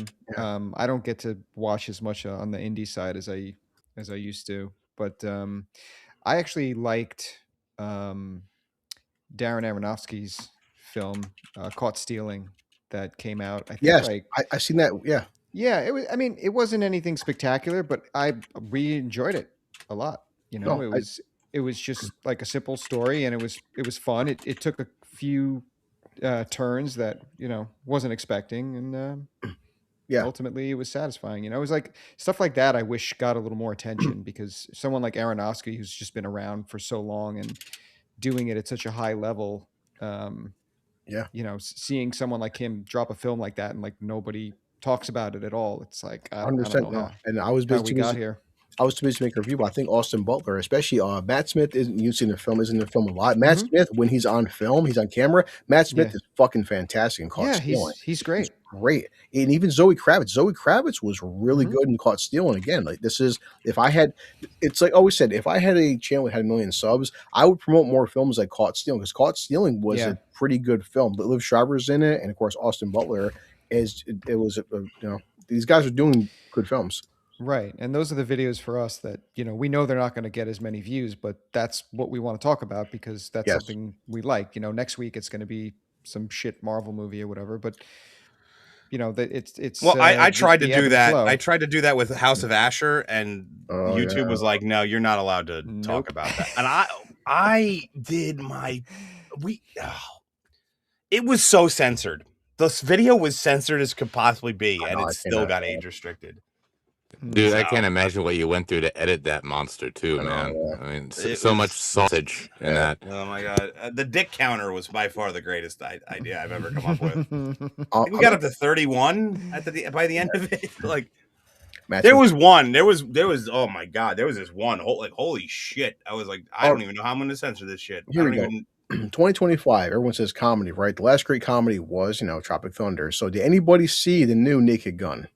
No, that's been on my list to check out only because I know a lot of people said it was bad, but I was like, how bad? It depends how big of a fan you are of those movies and that series. And I mean, I thought it was okay at best, but I don't think it didn't capture like what made DDS, the original movie. There is not there is not enough censorship in the world that could cover that. Well, comedy is an interesting genre, though, because humor is very subjective by nature, and you have to naturally, with a comedy, it's going to be divisive down the middle, even if it's a good comedy, even if it's a well-written or well-performed movie. Yeah. So that's always going to be tricky. They did definitely. do, like, you could tell, like, they carried over a fair amount of jokes from the older movies that worked. So Definitely, yeah. there's tried and true. They're just going to bring them into the new movie. But then you could tell where they really put the handcuffs on themselves with jokes that would have been like not a problem in the original movies. Yeah. But in this, like, you could tell like they didn't push it far enough where they should have. I really wish they had really, pushed it much further, pushed the envelope with the comedy. And I think it would have been a much bigger success. I did think overall, Liam Neeson, he wasn't trying to do a impression of I can't think of the guy's name right now. What's it? Leslie Nielsen. Yes, yeah, that's her new impression. But he does. They did push a couple of jokes where, like, the fact that it's 2025, they made jokes about cops killing black people, and I'm like, and a couple of jokes like that, like they were pushing that boundary. It wasn't as woke. Wait, as I cops have been expected. killing black people? Apparently, yes. Yeah, and like, but no, but yeah, no, but they joke about it, which is pretty funny. But I want that movie made me come up with an idea to get like OJ Simpson jersey, like a Buffalo Bills OJ Simpson. I just walk around unironically, just be like, people are like, Simpson. You know that guy was like a killer, right? I'd be like, he killed it every single week, 2,000 yards, 14 goddamn games. Yeah, and then they bring in a character, full, white Ford Bronco too, while you're at it, man. Yeah. Like, I'm gonna get in my car over there, Ford Bronco. They bring in a character. Hey, that was a good car in the 90s, though. Broncos. I mean, if you're hauling people or cargo that isn't like, obviously doesn't need a truck, but it's got a lot of cab space. So. That's about it. That's all I got. That's all I got for the Bronco. No, I was saying that they bring in a character who's supposed to be OJ Simpson's son in the new movie, but then he's not in the movie. I agree, yeah. And he should have been a character in the movie because they could have kept referencing back, but they had their one little joke with it, and then they were done. Nordberg. Yeah. Nordberg. Yeah. There's one scene in Bobby Knows that involved Frank and Pamela Anderson and a dog. That scene. Well, that's the scene that really. If you didn't tell me that was Pamela Anderson, I would have never guessed. Okay. So obviously, for years she was very made up and stuff. But I would have not. If you would, I would not have guessed that's who that was. Saying she hit the wall. She from Playboy Playmate, it's a really easy wall to hit.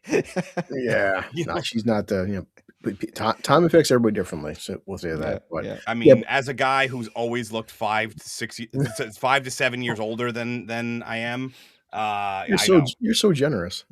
Oh yeah, I mean, hey, I got called 45. I mean, come on. Yeah, but I'm middle aged, bro.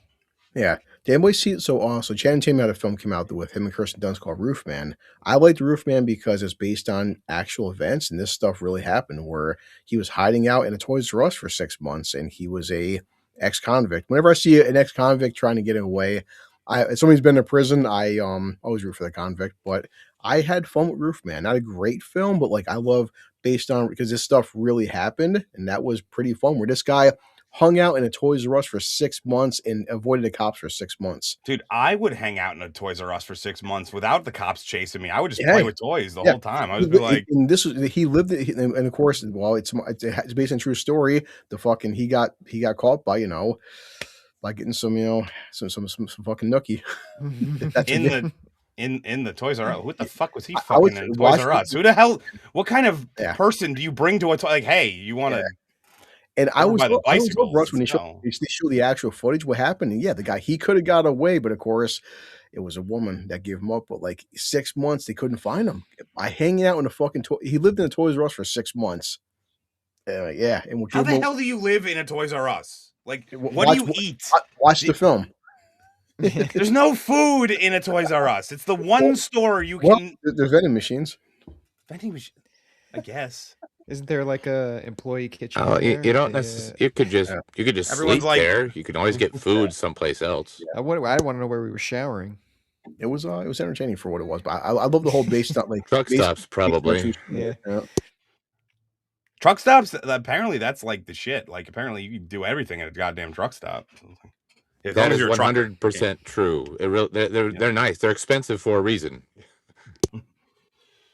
I used to for a while I trained at a gym, and obviously jiu-jitsu is like, you know, a dirty, grungy fucking sport that nobody should do. And and so like if I had to go out like right after, I actually had a secondary. I got a gym like membership to Retro Fitness just so I could use their showers. And I would just walk in and be like, "Hey, how you doing?" I would shower and walk right back out. They would just stare at me like, the fuck was that about? Like I was only in there for 8 minutes. What's going on? But, did you hear about Good Fortune with Keanu Reeves and Seth Rogen? No, Really? that's a movie. Surprised me. Oh, is that the angel thing? Yes. Or So Keanu Reeves plays an angel who stops people from texting and driving, and he's bored. He's bored with life. But even the premise, Russ was like, so he takes Aziz Ansari and Seth Rogen. He switches lives because Aziz Ansari is like working 3 jobs. He's a blue collar worker, and he's broke all the fucking time. Seth Rogen's a tech bro that's like a billionaire, and he's bored with life. So they switch lives, and come to find out, like he says that, well. He says money wouldn't solve his problems. Yes, what happens when we switch lives? Money solved most of his problems. Dildo Shaggins, I sent you a link on Discord if you want to come on. I'm not gonna lie. I'm not lying when I say that is my all-time favorite name of anybody. If I could go back and make a name similar to that when I started this whole venture, I would. Yeah. Good fortune. What else happened this year? This was such a weird fucking year. 28 years later, in the massive giant zombie dong. The bone temple's coming. In the realm of TV, it looks like it might be finishing kind of strong. A little, not big time, not with a huge blowout, but a little stronger than expected with Apple TV's Pluribus right now. Everybody's talking about Pluribus. I've heard a couple of people say nice things about that. I don't have Apple TV, so that's one of those things. I'll wait till it's over, and I'll see it some other way. The last episode actually airs. It hits the streaming platform tomorrow. Yeah. And that's the last episode of the season. The only thing I'll dock the show for is this thing that everybody complains about it. It's slow. It's really, but all of Vince Gilligan's stuff is. But he's really taking his time on this one. Yeah, I would say, Rold, like, you know, I watch Better Call Saul than you can actually watch Better Call Saul into Breaking Bad. Season 1 Better Call Saul is notoriously, it's not bad, but it's a lot slower. Season 2 really kicks in, but Better Call Saul season 1, I love it, but it's slower than the other seasons. But however, Better Call Saul has a lot of humor to help pace it out a little bit. Oh yeah. There is not that much humor in Pluribus, so it feels like it drags. It goes somewhere, but it just takes a while for it to get there. It's not particularly paced well. Is its biggest flaw. But it's very well written. It's a very, very interesting premise. It's extremely well performed and well shot. There's cameos in there from a lot of Vince's previous work. It's just slow. It's just really slow. And TikTok brained people aren't going to pay attention to it. They're just not going to. They're not going to have the patience for it. And I'm sure Russ, you and Bobby seen this, and is a good one on a panel for. We had this year had Alien Earth, that masterpiece of cinema of Alien Earth, and Lord Tentacles, the hero we all needed. Pluribus means from many. It's that's e pluribus unum is out of many one. That's what that means. Yes. Yeah, and that's also why the I in the title is the number 1. Yeah, that's a lot of that. There's your educational moment for the day. That's what the actual. Most people don't know what the actual the United States motto means because it's in Latin. From many, one, We had great films like out of many, one. We had Predator Badlands this year. Remember Dark? Oh, go ahead, Road on Life. Have fun. Oh yeah, all that great channel growth. If you want to talk Badlands, I actually made a video on that. I was surprised Dark Hour did not. So I sat down and I tried, but with my style of going through the plot, and so the plot was so linear and so bare bones that as I sat down and tried to write the script, I was done so fast. I was like, yeah, I can't even make this video. Like, I can't do it. And also, I didn't hate it enough. Like it didn't. I actually disliked Killer of Killers more. Yeah. You know. Agree. Yes, but also, so social media told me that Predator Badlands was the best Predator film since the first one. In fact, some people said he's even better. Some people were saying, some people said Predator Badlands is the highest grossing Predator film of all time. Some people said Predator Badlands is going to do $1 billion. Yeah, grossing without taking into account anything else. I heard Predator Badlands. I'm not saying it's a good movie. Don't get me wrong. I'm not sitting here saying it's a good movie. I'm just saying because of the structure of the plot, I wasn't able to make the video work for me. It was, I need to get for as a joke for Road on Life. My videos are diesel engines. They get going and they have to continue going. I can't just out the gate I need more setup than they had. And it was just honestly that video, other than the only thing I kept doing was daddy issues. And I was like, yeah. But remember, Predator Badlands, this film definitely did not lose money because it's the best Predator film of all time, according to social. Didn't peter out at the 140 million mark. No. I'm actually going to tackle that entire, particularly Rotten Tomatoes with their ridiculous ranking system of it. I'm actually going to be tackling that in a video I'm coming up soon. I sent a super chat in during the last TiTmas, asking the panel about where they ranked Predator 2. And it turns out Predator 2 is almost as divisive as Badlands, if not more so, where people put it at. The only thing everyone agrees on is it's not as good as the first film. So there are people that rank it as really low, people that rank it pretty high, people that think that AVPs are better than it. But AVP from a pure dumb entertainment standpoint, if you completely turn off your brain, it has fun in it, but as an actual movie, Predator 2 is significantly better. I do in my lifetime. AVP 2, I watched this film and I'm like, wow, am I wearing sunglasses? I've never seen a film like that where I thought I was wearing sunglasses. I do in my lifetime. Nope, dildo. I watched this film and I'm like, wow, am I wearing sunglasses? I've never seen a film like that. I love my own voice 2 times over. Oh man, I never thought I'd be dildo shaggins. Hello. Some more vodka. Hello, how are you? Was the best. I just I do apologize. The audio was. I had the TV on. Fuck the TV. Oh man, it's good to have you on. If you go into your settings and you do name an avatar, you could put up your picture from Twitter if you like. But got the dildo on. Yeah. There we go. No, don't let anybody ever tell you that I don't give the people what they want, and what the people want is dildo. Yes. So he pleases the people. But Predator is not in a good spot. It's a series, unfortunately, and I've said this multiple times.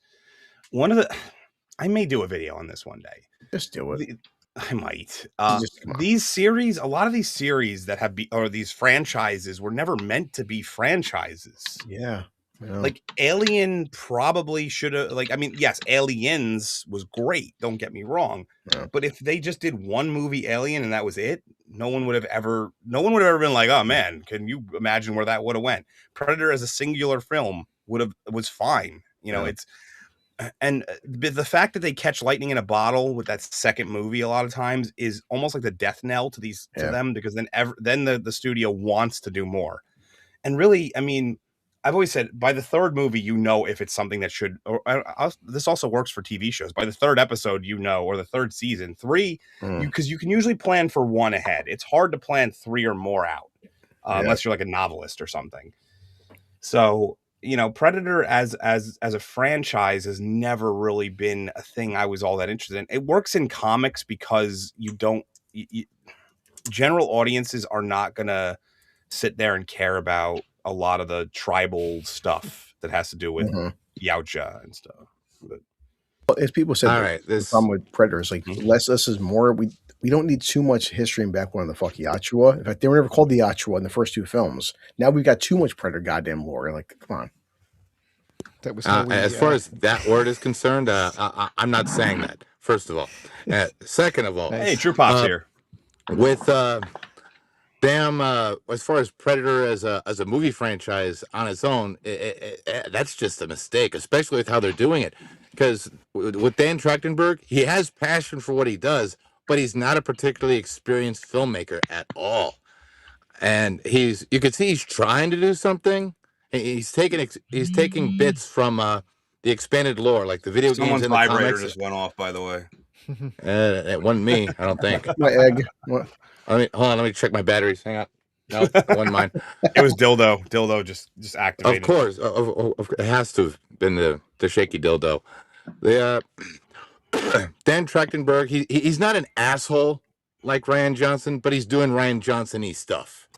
He's like trying to rewrite things the way he sees it and trying to establish it as canon, but he doesn't really know what the hell he's doing.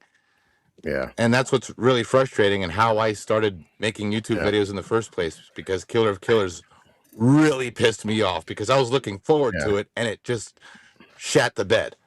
I mean, Rode, I would disagree in a sense that, like, I do want to see 50-year-old, like, Slavic, Nordic, retired moms destroying 10-foot fucking predators in Icelandic situations. You know, sure. Greenlandic. Iceland is nice. Greenland is the one that has. To be fair, Ursa as a character in Killer of Killers is easily the best part of Killer of Killers as far as the characters themselves. Yeah. The sword is a better story. There's just very, very little dialogue, and the fights were really freaking cool. And after that, it just took a nosedive. I didn't get past the second one, the samurai ninja one. That was where I stopped. And as we established in the first film, that predators, they predominantly always hunt in Icelandic and snowy regions. They never hunt in, hot climates, right? As established in the first film.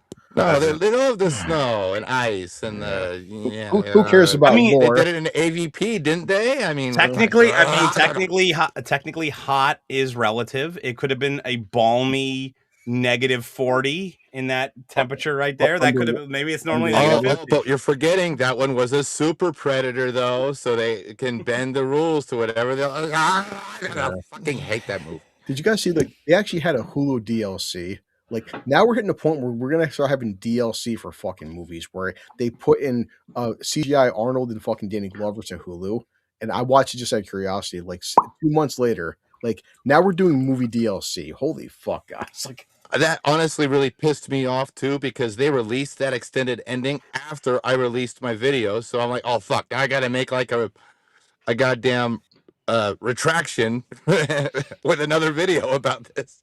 I thought I was done. Now I gotta pretend like I didn't actually do a video. Yeah. Dildo Shaggins, are you there? No. Okay. Seems to be par for the course nowadays.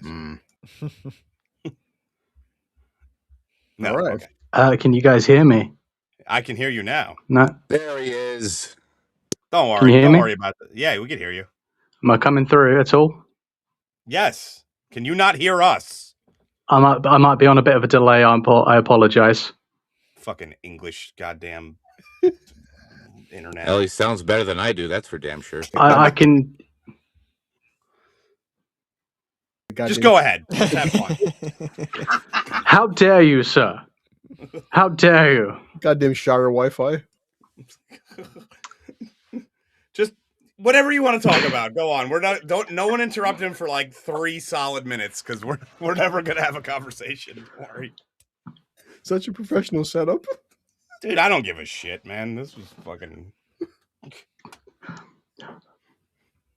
Honestly, I think the Predator franchise has it missed a trick. They should have done a Predator movie in the Crusades, because it's the Middle East. It's hot. That's the whole premise. It's hot in the Middle East. I mean, just come on. You got the Muslims out there. You got the Christians going at it. You've got Predator lands in the whole thing, and yeah, basically, it's hot in the Middle East. Why not? That sounds a lot like Dark Ages to me, which is a fan film. I think that the biggest issue that they had was that they really missed the boat, right? So they had Alien vs. Predator, and then they had Alien vs. Predator Requiem. They should have had Chris Hansen versus Predator. and he should have been hunting him down the whole time. It would have been better than the Predator. Yeah. Anything's Well, better than that's the the, Predator. I always said that. I think that's the reason why I didn't hate Badlands as much as most people, because the Predator still to this day is, in my opinion, the worst one, and I think anything was going to be up from that. I know, right? That's the whole point. Like, was it 7, 8 are not that are bad, but like 1, 2, and 3 are not as bad. No, the prequels are still pretty bad. They're just not as bad as 7, 8, and 9. Not Z3PO. I wonder who that could be. Worked with McTiernan on 13th Warrior. There's only one Predator movie. 13th Warrior, super underrated movie, might I add. Took a lot of inspiration from like the Epic of Gilgamesh and all that shit. But and what was it? There was another thing that took its Eaters of the Dead. It's a great book. Eaters of the Dead. Yeah. Did McTiernan do that one too? Yes, yeah. That's what he was saying. Yeah. That was one of those movies that a lot of people forget about because it just came out in that late 80s, early 90s era. I think wasn't that when it was? Let's see. I don't remember exactly when. Yeah, it's got its flaws, but it's actually pretty. Yeah. Oh no, it was the late 90s. It was at like that. I want to say 90s like era when it was like a transitional. 99. It was that transitional era. Actually, pretty. There was like this 5 to 7 year gap. Whoa, is that what I sound like? Fuck. Unfortunately, I'm used to it. No, I know what my voice sounds like. I hate my voice. Most people do. But yeah, there was like this transitional period in the 90s when like it was phasing away from those traditional action films and stuff. And I think that 13th Warrior was kind of like an experimental kind of, action film, and a lot of people forget about it. Yeah, there were a lot of problems with that film too. Just the making of it. Yeah. Also, the best way to learn a foreign language is watch other guys talk, and you can read their lips. That's as it is. Yeah, without any context for what they're talking about. That's how I learn Japanese and French. I just watch you talk. Like, give me 5 minutes, guys. Hold on. I think so. Everyone's saying like they hate their voice. I think everybody is genetically predisposed to hate their own voice. Well, at least normal people. Sociopaths probably love their own voice. This reminds me of the Kung Pao movies. I listened to all my streams. There was more than one Kung Pao movie? I remember Enter the Fist. Yeah. Okay. Was there 2? I'm going to look that up. Kung Pao with a sequel? If there's a second one, I'm checking that shit out tonight. Tongue of Fury. That was a thing? Oh, fucking no shit, there really is a second one? I thought we were just joking. Wow. I mean, I swear there was more than one. Yeah. Oh, yeah. Oh no, they're in the process as of 2022. They're talking about doing a sequel. Yeah. Oh, you got my hopes up. Dildo. Oh, all the good shit's always in production hell. Well, is there any positive? I mean, 2022 is not production hell. I don't consider production hell until after 5 years. That's when I consider production hell. Was there anything? Because there's a lot that goes into talking about making a movie. Yeah, it's a process, dude. But, I told Goodwin this. I watched Sisu 2 with my kid, and so far this year, the hardest I have laughed besides War of the Worlds, but cinema experience was Sisu 2. My entire audience was fucking roaring laughing. Sisu 2 is Commando Arnold Schwarzenegger in 2025. Sisu 2 is fantastic. I loved every second of Sisu 2. Every time you say I watched it with my kid on a stream, I just want to be. I think of that scene from. I think you know where I'm going with this. I think of the scene from Big Daddy where I'm like, who gave you a kid? You better give that thing back before you ruin both your lives. I tell my son, look, you were created in 30 seconds, and that's why he's in therapy. I've seen your videos with him. He seems like a good kid, but I love to think of it like you're gonna ruin both your lives. Damn it, dude! Sisu 2, it's fucking awesome. Even and I actually wrote on Drinker on Twitter. I said, dude, you are going to love this film. The day later, Drink releases Sisu 2. I'm like, you son of a bitch. Oh, that felt good. I don't know if anybody heard that. But. Sisu 2 is fucking awesome. I loved every second of it. I highly recommend Sisu 2. Going with the mentality of like Commando with Arnold, but like for modern audiences, but done right. Commando, but not anything like that movie at all, and you're fine. It's good. Because I didn't actually. So I like Sisu 1. I thought was horribly overrated. Yeah, the second one's better. So okay, that's I'll believe you on that because. I mean I didn't hate the first one, but I thought it was like people were really in that John Wick vibe. That John Wick, that John Wick phase where that's why everybody wanted those kind of movies. And I was like, this isn't really that good. Like some of the stuff he does just defies physics and logic, and that's why I'm laughing. Because like again, if you watch Commando is objectively a terrible film. I watch it twice a year. How dare you. I love Commando. No, but it is Russ. It's a shitty film, but like I love it. And in fairness, most Arnold movies suck. Yeah, it's like Last Action Hero. Last Action Hero was ahead of its time. Damn it! That is McTiernan again too. It was ahead of its time. Totally underrated. That was McTiernan just poking fun at his own work. Yep. Yeah. It's like Sisu was like action films because the stuff he does makes no sense, and you can't. Last Action Hero is a great movie. I will have no slander of Last Action Hero. Look, I've made that whatever on this limited career of YouTube based on the fact that I like that movie. So. Yeah. But I've always said if Last Action Hero came out now, it would be more successful because it leans into a lot of the things that we joke about now. Like the world wasn't ready when it came out. Yeah. Just like Demolition Man. Yeah, that's did you hear that Demolition Man 2 is coming out? I purposely said that because I was waiting for you to catch up. What are we gonna do with Demolition Man 2? Are they gonna just find another person that was frozen? Does anybody remember that he's dead? Or is he? Oh, you know what would be great if it was a between movie where Wesley Snipes was dodging his taxes. That would be a great movie right in the middle right there. The fact that they're bringing another goddamn sequel. That's why I was hyped about a new Nolan movie because he tries to be as original as possible. Instead, he gives us a story we've seen for 3,000 fucking years. I admit though, Demolition Man 2 will probably suck, but I'm going to go see it twice in the theaters. I'm convinced that Blue Collar Loser is the reason why theaters exist. It's just like Russ, I have a membership to my theater. I go at least once a month. You know, when it's a really busy month, I'll go like 2-3 times. But like every other day, this guy's like, I just got out of this movie. My Regal app popped up. I'm drunk, but it's good. It's like Chris, year 2025. I've seen like 95 films this year. I saw like 7 movies. If anything, I see like maybe one film a year, but my circumstances are a bit different. I mean, I have to find a theater that's close to a truck stop, spend the money for a Lyft or Uber to get there, see the movie, find a Lyft or Uber to get back. So the price for seeing it's like double for me. So it has to be a damn good movie for me to spend my time and money to go see something that I have to actually pay to see. And the last time I did that, the first time I did that actually over the road was when I went and saw Avengers Endgame by myself and just feeling a little underwhelmed about it by the time. Were you the asshole who sat next to me at the theater at Avengers Endgame? Because I told this story, I think last time we were on. I had bought 2 tickets and then I waited until like 30 seconds before the movie on my app and returned the ticket, the other one, so I couldn't have anybody next to me. And somebody sat next to me. Were you that asshole? Was it you? Not unless you were in Memphis that day. No. Damn. I was like, how did this person know that this ticket was available?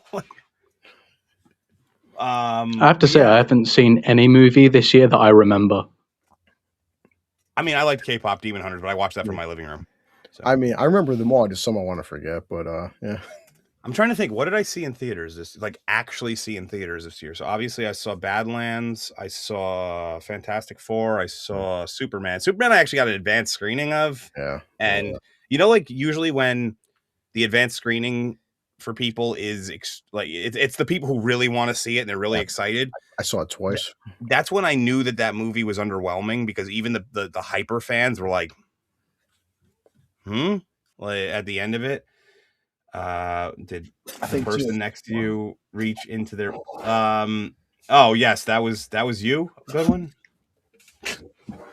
Oh, I'll highlight I that. bought This is the first year I've not seen a I'm an movie asshole, Russ. in I the bought this theater, fucking popcorn. thanks to my ex. So That good bitch. times. Yeah, I don't even I didn't go nuts with going to the theaters this year, mostly because a lot of the projects I was doing for YouTube were TV based. So yeah, you know, I like that. I hate the pressure of trying to get a video out. Like, gotta get it out in 3 days or no one cares. It's like, fuck that. yeah. Like, but anybody else have anything else that I've missed for the year? So, like, while we're at it. Your Alien Earth videos, Dark Hour, were chef's kiss. Beautiful. Oh, thank you. I loved doing that. And I gave a shout out to Melvin Deeply on this one on Open Bar the other day. But I'm gonna shout him out again because I wasn't really sure about doing those. I was like, I'm not like who's like, is it gonna be good? And he was like, no, do it, and like do all the videos you can, and it worked out. And I did. My favorite thing about those videos is the fact that I called him Peter Pansexual. I will never forget that. The hard cut had great videos for it too. You guys did even more than me. You guys did what, 7 videos or 8 videos? Because you did the first 2 episodes. I love the adverts you did as well. The little commercials. Oh, the commercials are my bread and butter. Yeah, Alien Earth doubled the size of our channel. Nice. It didn't quite double the size, but it was pretty close. That's actually how I discovered Hardcut, was the Alien Earth videos. Oh, and really? I was already subbed to Dark Hour, and chatting. He was helping me out with my projects, telling me to get a better microphone that sounds better than this piece of shit that I got to replace. And I'm just watching Hardcut while I was working on my script for my AVP. I was doing a review of AVP2 with Alien Earth because of all the frickin' things they have in common. And I'm watching Hardcut talk about Alien Earth, and all of a sudden there's Dark Hour. I was like, God damn, who do you not know, man? You are Who do I not know? So I'm kind of like one of those people who just, when I first started in this, I just put out so many feelers, and whoever was interested, I was just like, you're in the book. So but Hardcut actually, so I don't know if it was Bobby or if it was Matt, had reached out to me, and I was like, yeah, I tried to reach out to you guys a while ago. And they were like, yeah, no, you hit us up on Twitter, and then like I just didn't respond because I never go on there, and I was like, oh shit, my notifications aren't set to like, on for Twitter. So then I saw it way too late, but then I was like, oh, we got to do something.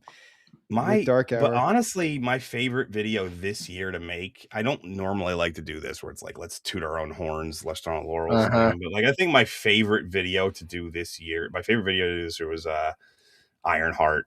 I had my favorite rant in the history of me doing videos was in that one where I was like, of all the shitty bargain bin, could not give a fuck projects they could do, he appears in the shittiest bargain biniest and could not give a fuckiest. It's like,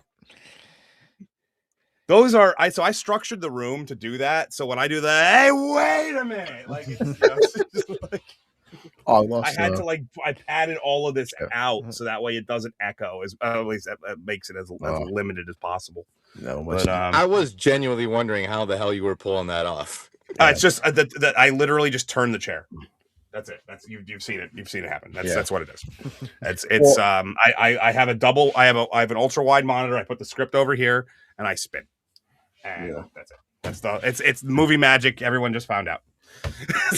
You guys don't want to know the nightmare shit I got to do to try to soften sound in this tin can piece of shit.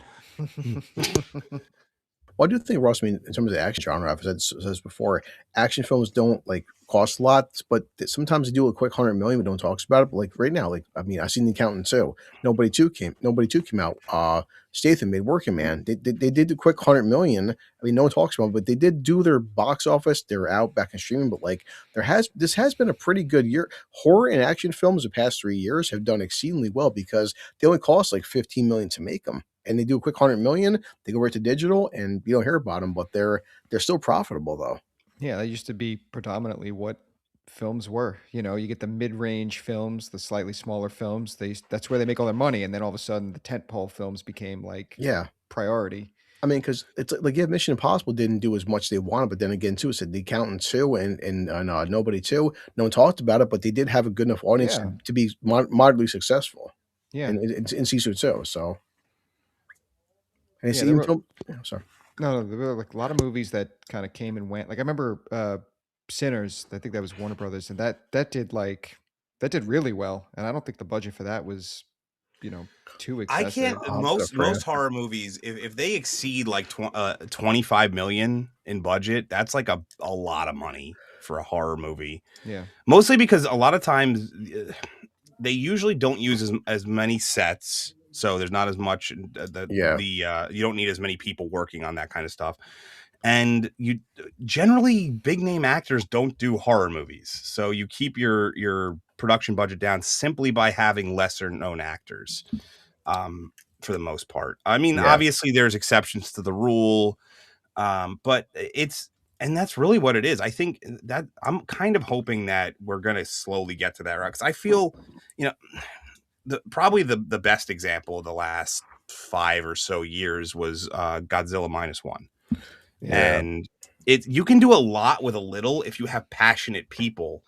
And I think that's the model that has to go forward, because it's almost impossible to turn a profit on a movie that's made for $350 million. Right off the bat, you need to double that just because you're splitting the money with the theater, even if you don't account for anything else.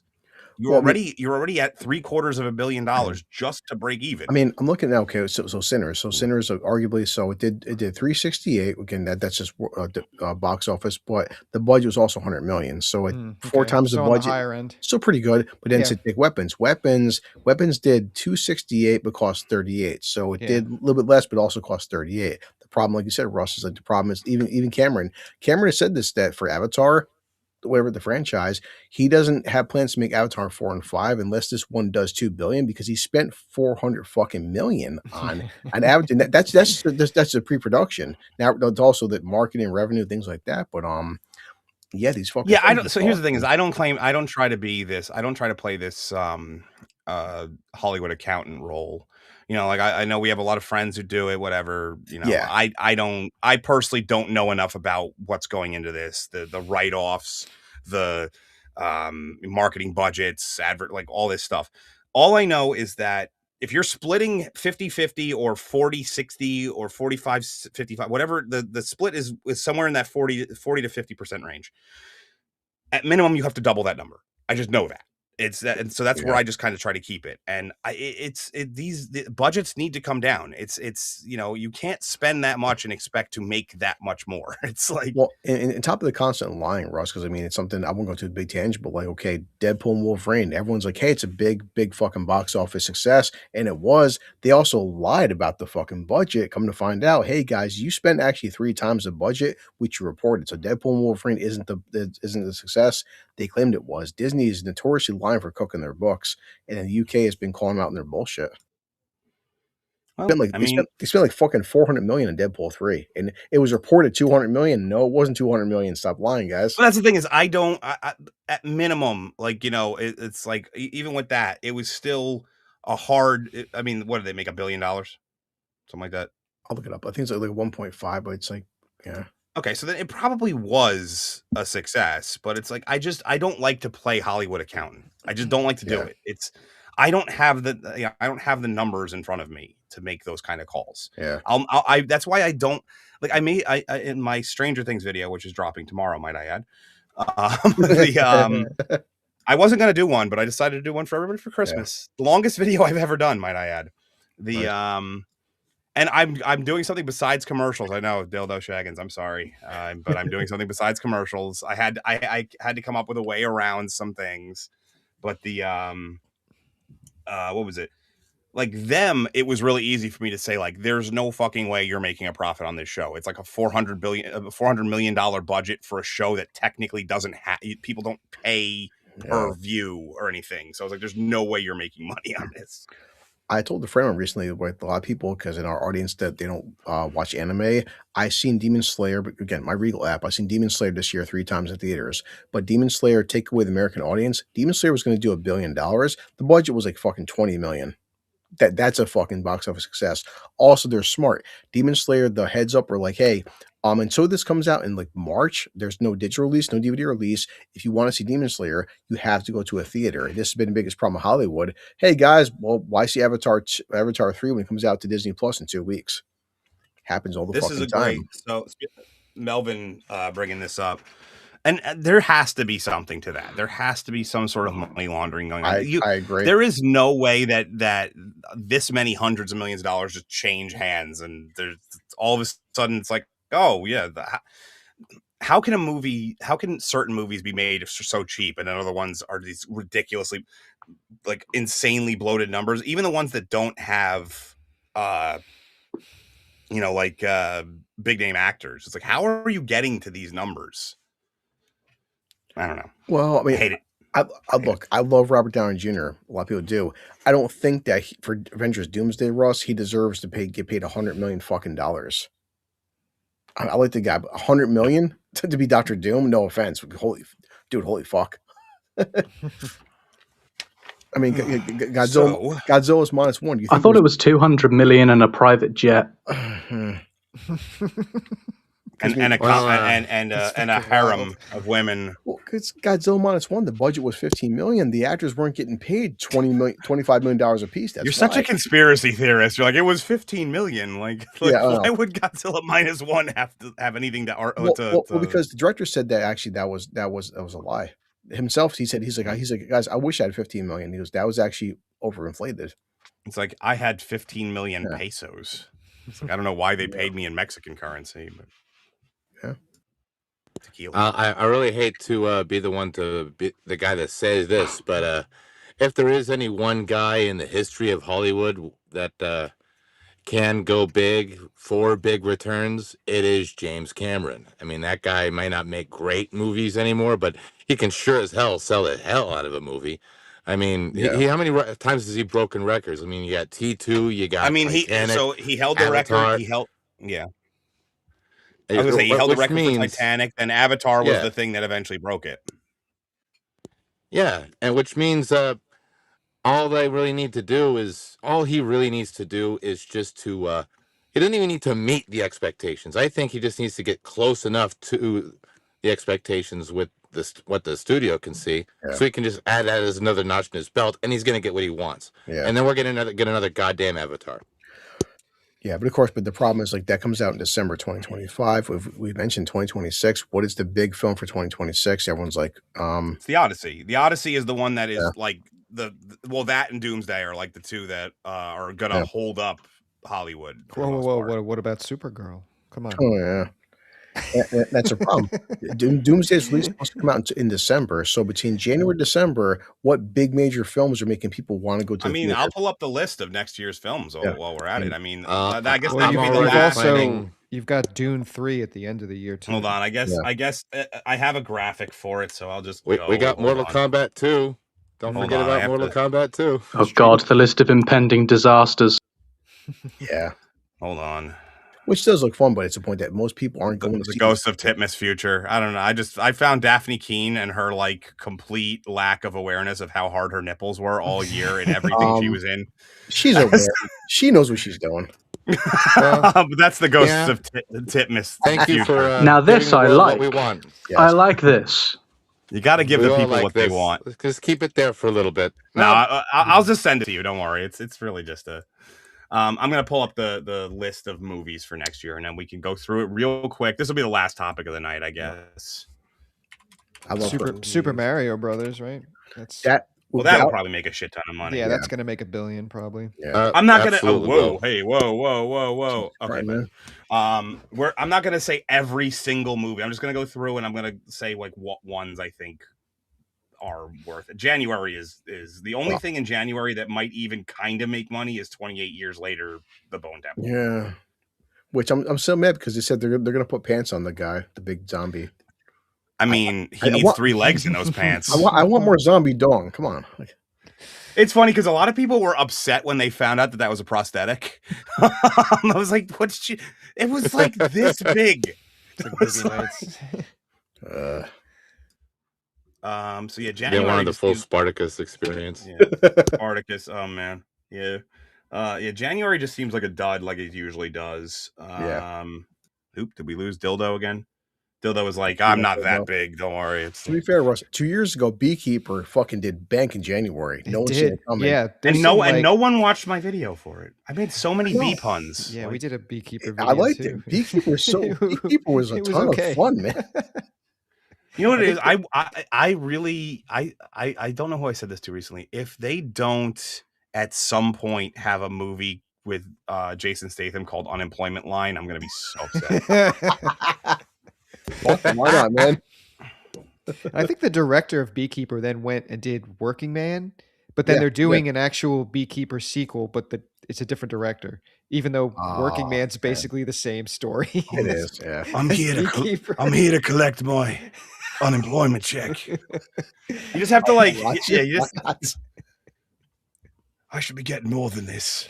Or you want to go back to January dumping grounds. This January actually was Mel Gibson had a movie out, Flight Risk. Yeah, I seen it. I'd like to file with an alternate base year. It's just like that's the whole fucking movie. I think it was the only film Mark Wahlberg actually played a bad guy. No. Fear, yeah. Fear, his first fucking movie. You got to go back pretty far. Look, I can't think that far back.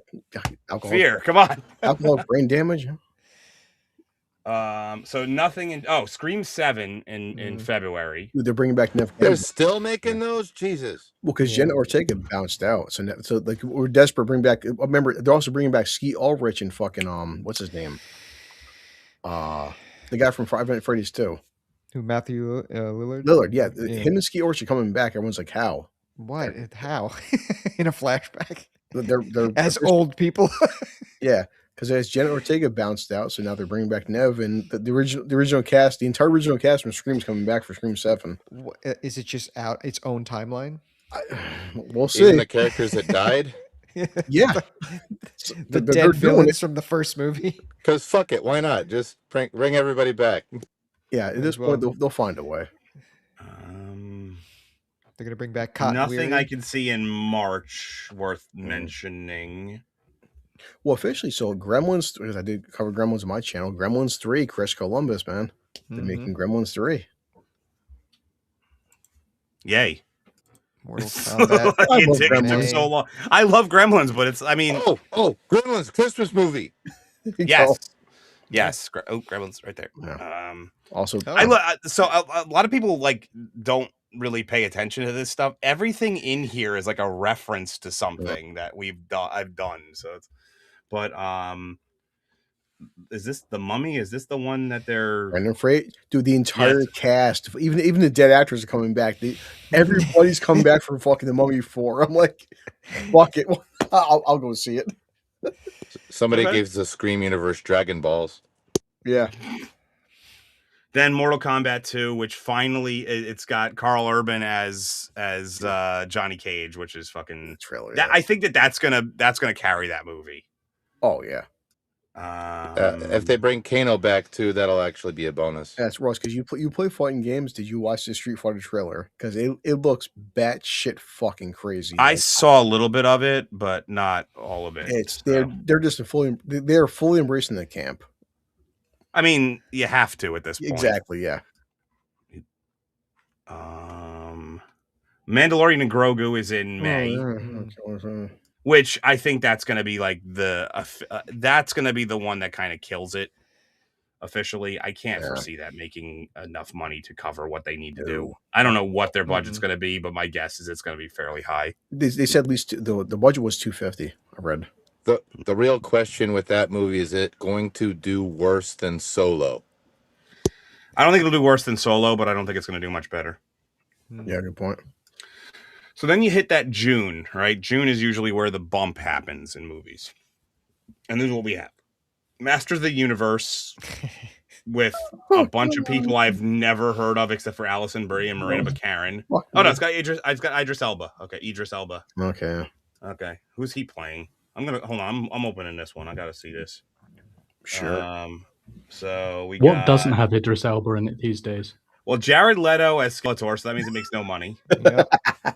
Yep. Alison Brie as Evil Lynn. Okay. Idris Elba as Man at Arms. He's very black for that scene. Sure. So, wait, hold on. Well, he is Black Dark Hour, so he's going to be black, isn't he? Well, I'm saying like Man at Arms is supposed to be that's supposed to be Tila's father, and then his daughter is being played by a Mexican. Stop asking questions.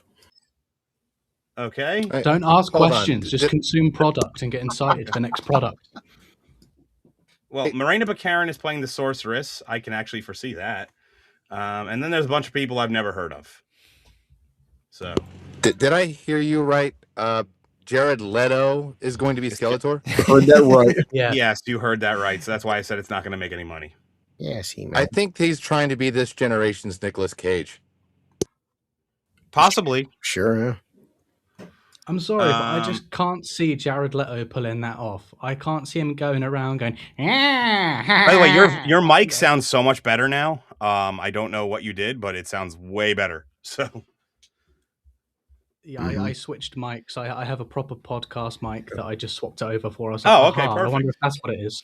yeah, It was the ring. I'm not on a delay now, am I? you're not Maybe as so. delayed. You might still Okay, have. good. There's always. Here's the thing. There's always a slight delay, no matter what's going on with the stream. It's one of the reasons why we always cut each other off a little bit. It's not on purpose. We don't do it maliciously. No. It's just that we think that the person stopped talking. They didn't. And So- a lot of people. It's funny if you're on like a bigger stream, like anything that has like a couple hundred people watching or something, or they think you're doing it on purpose. They're like, oh, look at him, he's an asshole. He's kind of like, no, I just don't know when that person stopped talking. Yeah. Oh yeah, I see it in chats all the time. As Dark Hour, as you know, I get around. I'm a bit of a chat whore, so I'm here, there, and everywhere. Except me and Dark, we're actually on the same time zone, so I'm constantly cutting them the fuck off. But it's more, the more people you have on a stream, the greater the lag happens between everybody, and it's hard to get that cadence sometimes. As for June, Scary Movie 6, which is another one of those. It's funny that Scream 7 and Scary Movie 6 are happening in the same year. I fucking That's love probably the only movie I'm looking forward to next year. Scary Movie 6. Everything else is just Come on, you're not excited for Toy Story 5? Oh God, no. In fairness, okay, I want to set the record straight on Toy Story. Toy Story 4 is not terrible. So it's just I still haven't seen it. It's just not required. It's You like make a character out of garbage. Well, Isn't that the that's one with accurate. Forky in Kids do that. They will grab random shit and be like, "This goddamn pencil is my new best friend." Like, what is? Sure. When it comes to Toy Story 5, I would rather sit with my ex and her weird transgender roommate for 3 hours as they bitch at me. That's going to be a much better time. Interesting. Supergirl. We all honestly, that's been done to death in terms of talking about it. Honestly, if Millie Alcock goes full frontal, I'm all for it. I will praise that movie up and down the line. But 2 tickets. They're not doing that. As much as you want it to happen, it's not happening. They need to, because otherwise they're not going to make any money. July. What can I say? July. So I'm just gonna rapid fire these ones because there's a few in there. There's Minions 3, which probably make all the money. All the movies with the Minions always make money because kids love them. Yeah. Moana, which is the boy, live action remake of a movie that came out like 7 years ago. They ratioed the fuck out of that. Yeah. The Odyssey, Evil Dead Burn, which will probably make money just because it's probably cheap as hell to make. Bruce Campbell is going to be in it. They said he won't be. And Spider-Man: Brand New Day. I feel like if there's like a month that might do decent, it's July. Did you guys see the leaked trailer for Brand New Day? I did not. I meant to watch it and I totally forgot. I did watch the one for it was Captain America holding a baby, the trailer. Yeah. I don't know if you, I saw that, yeah. I was like, why is this supposed to get me excited for your movie? Yeah. It's like if at the end he just spiked the baby like Gronk, Jesus Christ. like it was like, Yeah, I'm just sick. Yeah, but Russ, you've read more comics than I have, but like the whole John Bernthal. You can't see it, but John Bernthal being with Tom Holland's Spider-Man. You've watched every episode, every fucking season of Daredevil, good and bad, but like his Punisher does not mix at all with fucking Tom Holland. Punisher has never mixed with Spider-Man, and they put them together plenty of times. The Tom Jane one was still watered down though. I can see the Tom Jane one because he's very, but the Bernthal one is fucking brutal. He does not mix with a PG-13 Tom Holland Spider-Man, dude. Oh, no, absolutely not. I think what they need to do with Spider-Man, if they're going to team him up with anybody, they need to do the Fantastic Four team up that they did back in the day, because an adaptation of that, yeah, I'm for it, to be honest. Yes, Spider-Man works really well with them and the X-Men. Yes. Yeah. Well, Spider-Man was actually a spin-off of the Fantastic Four, so that's why they need to make that happen. And we get to have Mark Ruffalo's Hulk again, because that was so great in She-Hulk, right? Oh, God. Ruffle Ho Hulk, no thank you. For fuck's sakes. August, weird month. Super Troopers. This is like the movies nobody asked for. Super Troopers 3, untitled Insidious sequel. Coyote vs. Acme actually sounds interesting. And Cliffhanger, I guess that's a remake. No, they're making Cliffhanger too. It just says Cliffhanger. It doesn't say Cliffhanger. No, Stallone's coming back. Why on earth are they doing another Insidious movie? I thought the 5th one was supposed to be the end of it all. It never ends. No fucking way. They're making another Resident Evil? Yes, they are. Of course they're making another Resi. But they are making Resident Evil. This is supposed to be, again. Come on, Dark Hour. Resi Evil never dies. We all know this. He was the guy that did weapons. How could anyone even still be alive anymore? Or they're probably restarting it again. And then there's and then also in September's Clayface, which makes no sense. Guys, you've seen Halloween. No one ever really dies. Yeah, no one's ever really gone. Yeah. And then we start to get into that end of the year slump. Street Fighter again, which would be stupid comic fun, but yeah. Oh yeah, I think that's going to be fun, but it's going to be like turn your brain off fun. Oh, 100%. I agree with you. The retardation. Yeah, I might see that just for a good Chun-Li outfit, but that's it. And then Chun-Li, definitely.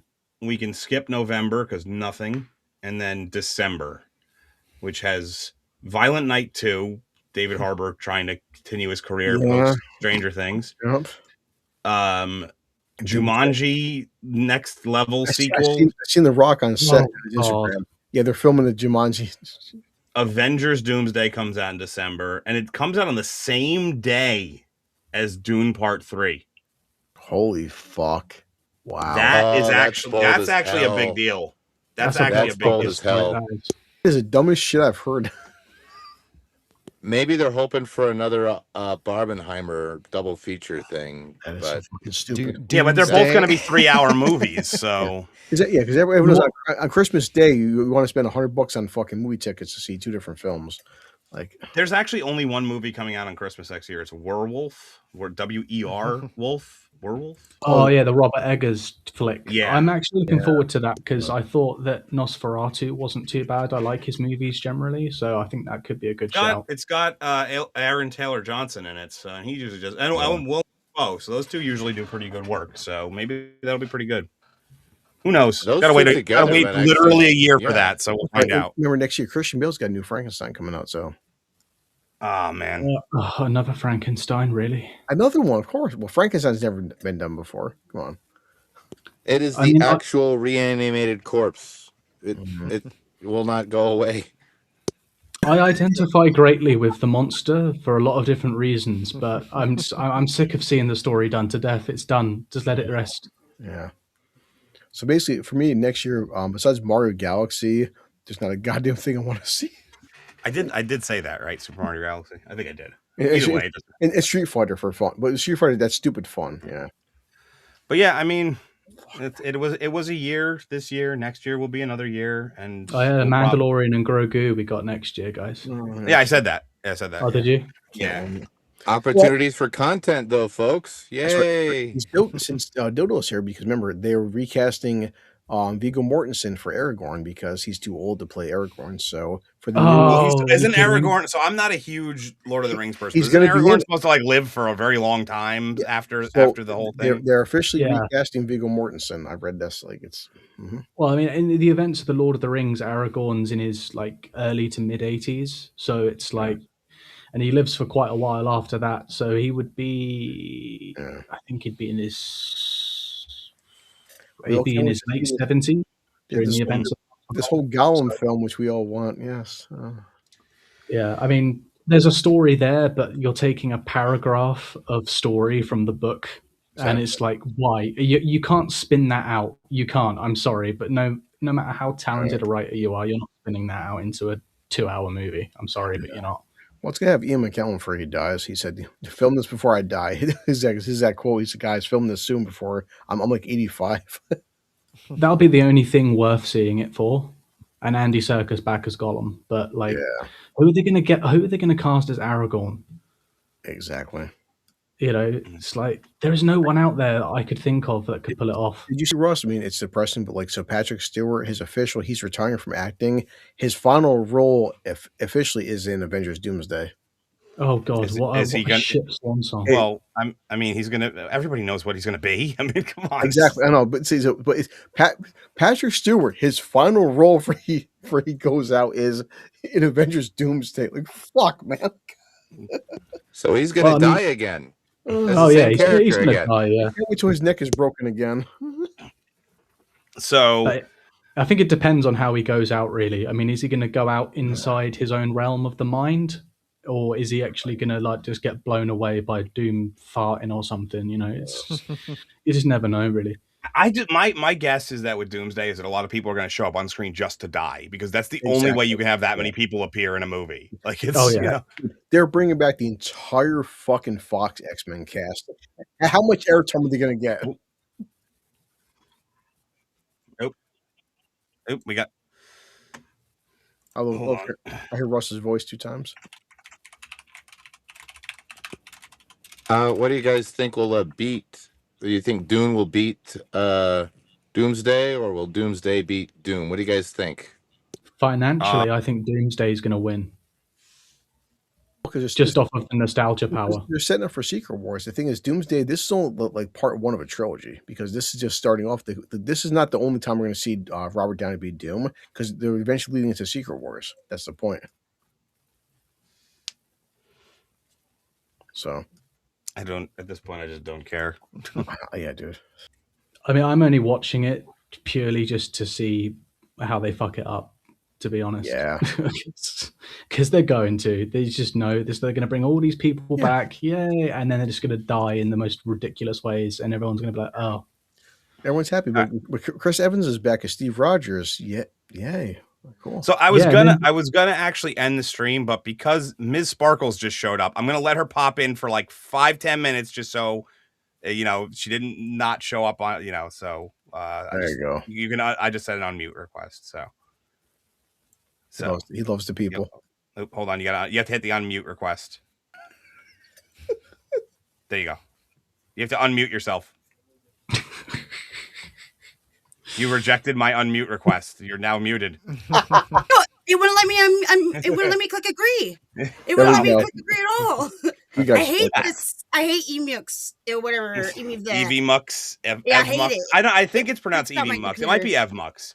So yeah, I was gonna actually end the stream, but I'll go like 10 more minutes because you made it on. So we'll just you can. Well, I was just gonna say that I don't think Robert Downey Jr. should be Dr. Doom.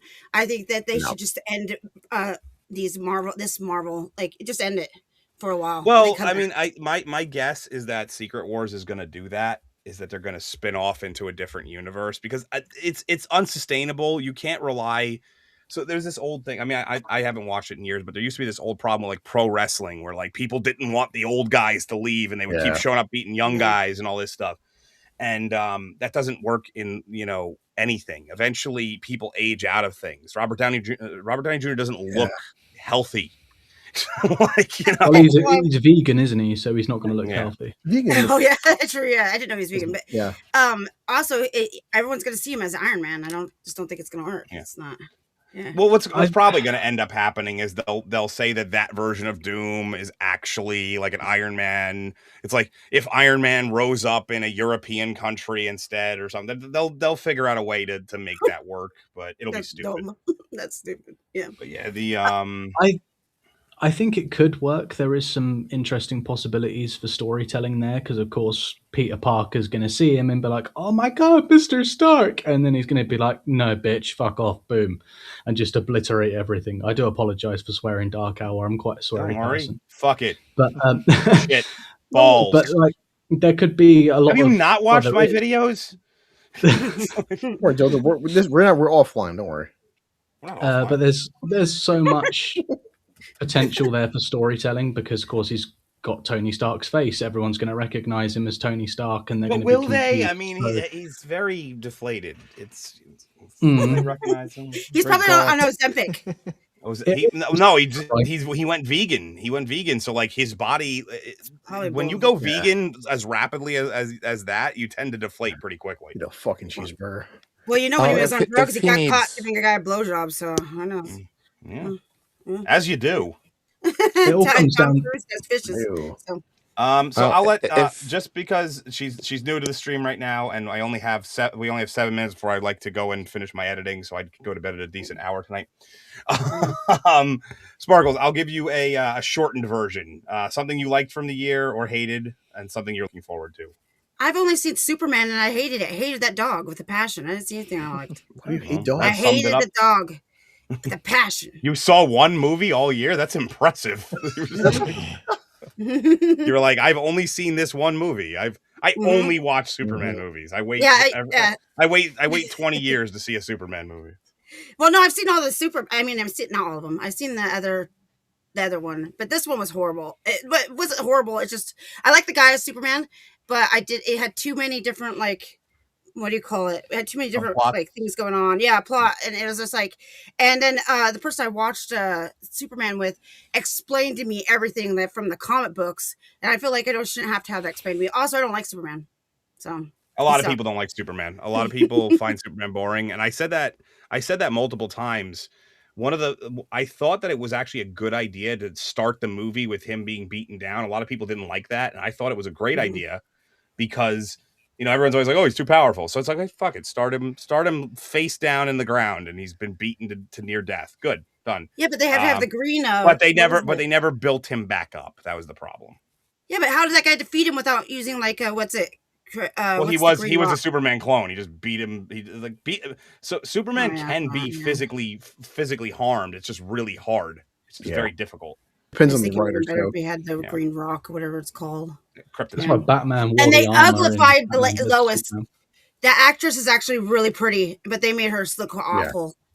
Well, what they did was they dressed her like as if she was they tomboyed her up. That was the issue. She has a nice chest. I've seen some cute tomboys. What one are we talking about? I heard cute chest. What the hell's her name? The one who played Lois Lane. Yeah. Yes. She can be hot. Yeah. I don't remember her name. I just know that they do it in all movies now, though. I've noticed that all women are dumped down, and then that's annoying. Men cry, and women are dumpy. So Rachel Brosnahan. That's it, Brosnahan. I knew it was Rachel. I couldn't remember the last name. Though I was like, it starts with a B. Look at her photos in Google. Damn. But I guess give us a quick thing you're looking forward to for next year. I'll get you on a different stream, that way you can get more time than this going forward. No, you're fine. But I'm just looking forward to next year. Is it nothing like movie wise? Nothing. None of the movies. Nothing. Yeah, just looking forward to as a year, just as a concept, you're looking forward to next year. So. I just hope it's a better year for me. Yes, it's everybody's in an accident and all that. So I just hope. I just hope. Oh yeah, I remember hearing about that you hurt your wrist, and that's very that sucks because wrists are they're not easy to. It's not my. It's my bone came out. My bone came out. Yeah, any kind of wrists, ankle, any joint is just not fun. And then they messed up my hand. I cannot open it at all. I can't move it because he messed up on my tendons. The carpal tunnel. Surgery. No, it won't move. Make a hand job. It won't move. Not make a hand. Well, yeah, like the carpal tunnel is like that. That's the carpal tunnel syndrome is what you're no, but the carpal tunnel is like all the No, the nerves. put my That go down. tendons in back right when he did it. My tendons are messed up, so he has to redo. I have to have surgery again on the 31st. So, yeah, so. Well, I hope that goes well for you. So here, that's what you're looking forward to for next year. A better hand. There we go. A better year. Yeah, a better year. Year to better. So no, another movie is not. I don't care. I want everybody to sum up 2025 in one sentence, preferably one word, but one sentence if you can. Starting with Bobby. On the spot. Yeah. I mean, I can go the other way if you want. No, I can go first. Summing up 2025. One sentence. Jeez. One sentence, one word. It doesn't, just. Started off a little rough, but ended up pretty great. Okay. Optimism out of this show. I don't like it. I don't like it. Bye. See you later. Remove from scene. Bye. Blue collar. 4 words. War of the Worlds. That's a fucking movie. Road on Life. Having a stroke watch this movie. Road on Life. I felt like I was having a stroke, man. 2025 was an uninspired disaster piece. Hey, uninspired's not here. Where is he? I just saw him a minute ago. Fuck that cat. Dildo Shaggins making his oh god. What was it? It's music sucks too. Oh, well, that was Road on Life made his debut here, and Dildo Shaggins also making his debut on the channel. So, give us your one sentence sum up of the year. 2025 started out mid, had some really good highs in the summer, and then crashed and burned so badly I can't even sum up the words. And sort of go towards the end of the year, I'm just coasting right now. I'm just going to coast the wave till New Year's, and hopefully 2026 will be better. I've got some plans. So okay. Sparkles, the newest person on the panel. Oh, sum it up. Crap. Yeah, sum it up in one. Crap. Okay. Crap. Bull crap. Oh, but I got to beat you. That was good. Yeah, awesome. Eloquence. Everybody gets to meet me. Unfortunately. And mine I have a video for. Yeah. It's retarded. I'm retarded. Honestly, no. In all seriousness, I thought it was just an underwhelming year. I thought it was a very forgettable year, and I think it will go down as one of the years that has absolutely no cultural footprint whatsoever, outside of maybe laughing at Snow White and Alien Earth. So that's. I forgot about Snow White. Jesus. So did I. I saw Snow White in theaters. I brought half a bottle of vodka, and I'm like, "This." I did watch Snow White. I should have brought 2 bottles of vodka. It's awful. Forgot about that. Yeah. I might watch that again on acid and see if that improves my experience. It would, yeah. It would help with her eyebrows. Nobody made fun of Snow White better than I haven't even watched that. Though. I haven't watched that Kim Kardashian TV show. I will not. I don't see the point. I just watched the Disparu videos on that because they're just so much more entertaining. They're good, yeah. I like those videos. I love the fact that we're in 2025 and a doctor says, "Hey, Kim Kardashian, you have no frontal lobe activity. You're retarded." Like anyone is shocked by. We didn't need a doctor to tell us that. And yet, she's a billionaire. For her ass. It's amazing how much money you can make when your mother pimps you out. It's like, but she pimped herself out a lot of the time. Dark Hour, to be fair. Speaking of people who she pimped herself out a lot and make money off of it, it's time for everybody to plug their shit. This is where you tell us where you are, where you've been, where you're going, where we could find you, and what you have coming up. We'll start with Blue Collar Loser because he's to my left. Or my left this is my left. So whatever. Yeah. So for Christmas and then on Monday, Christmas, the best Christmas present ever is my video for War of the Worlds will be out. And Monday I'll be streaming War of the Worlds. Please, if you don't know the panel, please watch War of the Worlds. It's fantastic. Okay. I don't want to have another stroke again. I'm good, thanks. Yes, do all the drugs. Let's go with Road on Life. Hello, everyone. I am Road on Life Productions. I've done some videos about some Predator films like Killer of Killers and Badlands. Currently working on taking a real look at Predator 2 to see if it really is as good or as bad as other people say. Also, I review occasionally military films. I got my first one review out of a deep dive review of Full Metal Jacket. Nice. And my last video did not do very well, probably because it's about a film that very few people have seen. It's about Harley Davidson and the Marlboro Man, which is a hilariously bad neo-Western filmed in 91 that takes place in future dystopian 1996 Los Angeles. And yeah, that's me. Oh, hey, hey, Nads, how you doing? I just saw you in the chat. You. Maybe next time you could come on. I just officially ran out of time though. I guess we'll shoot down to Dildo Shaggins. Do you have a channel or anything? I don't really know too much. I just know I've seen you in chats and stuff. I don't. So no, I don't have a channel. I'm a bit of a chat whore. I'll appear in chats here, there, and everywhere. In the most unlikely places, you'll see me in a chat somewhere. But my cousin Kyrion has a channel. He's not started anything yet, where he's going to start streaming as a variety streamer in the new year. Hopefully, he's trying to get me to come on as a co-host for some of this stuff. I'm kind of on the fence about whether I'll do it or not, but I did do his intro, as I edited his intro, and I'm quote unquote producer at the very least. I did that job for a little while. So it that's sucks. going to be going next year. That's going to be going on next year. We're going to try and get the first couple of streams up in between Boxing Day and New Year's, but we'll see where it goes.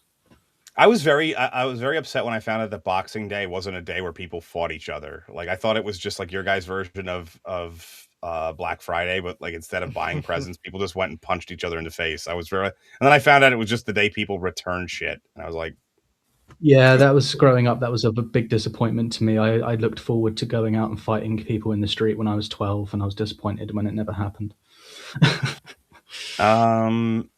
Well, thank you for coming on. Thank you for both of you. Thank you for making your debuts on the channel, and also making your debut was Ms. Sparkles. I've seen you on a few streams here and there, so we'll get you on another one in the near future.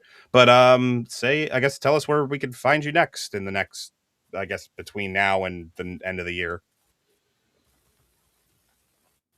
Oop, are you muted? She's muted. Oh yeah, you're muted.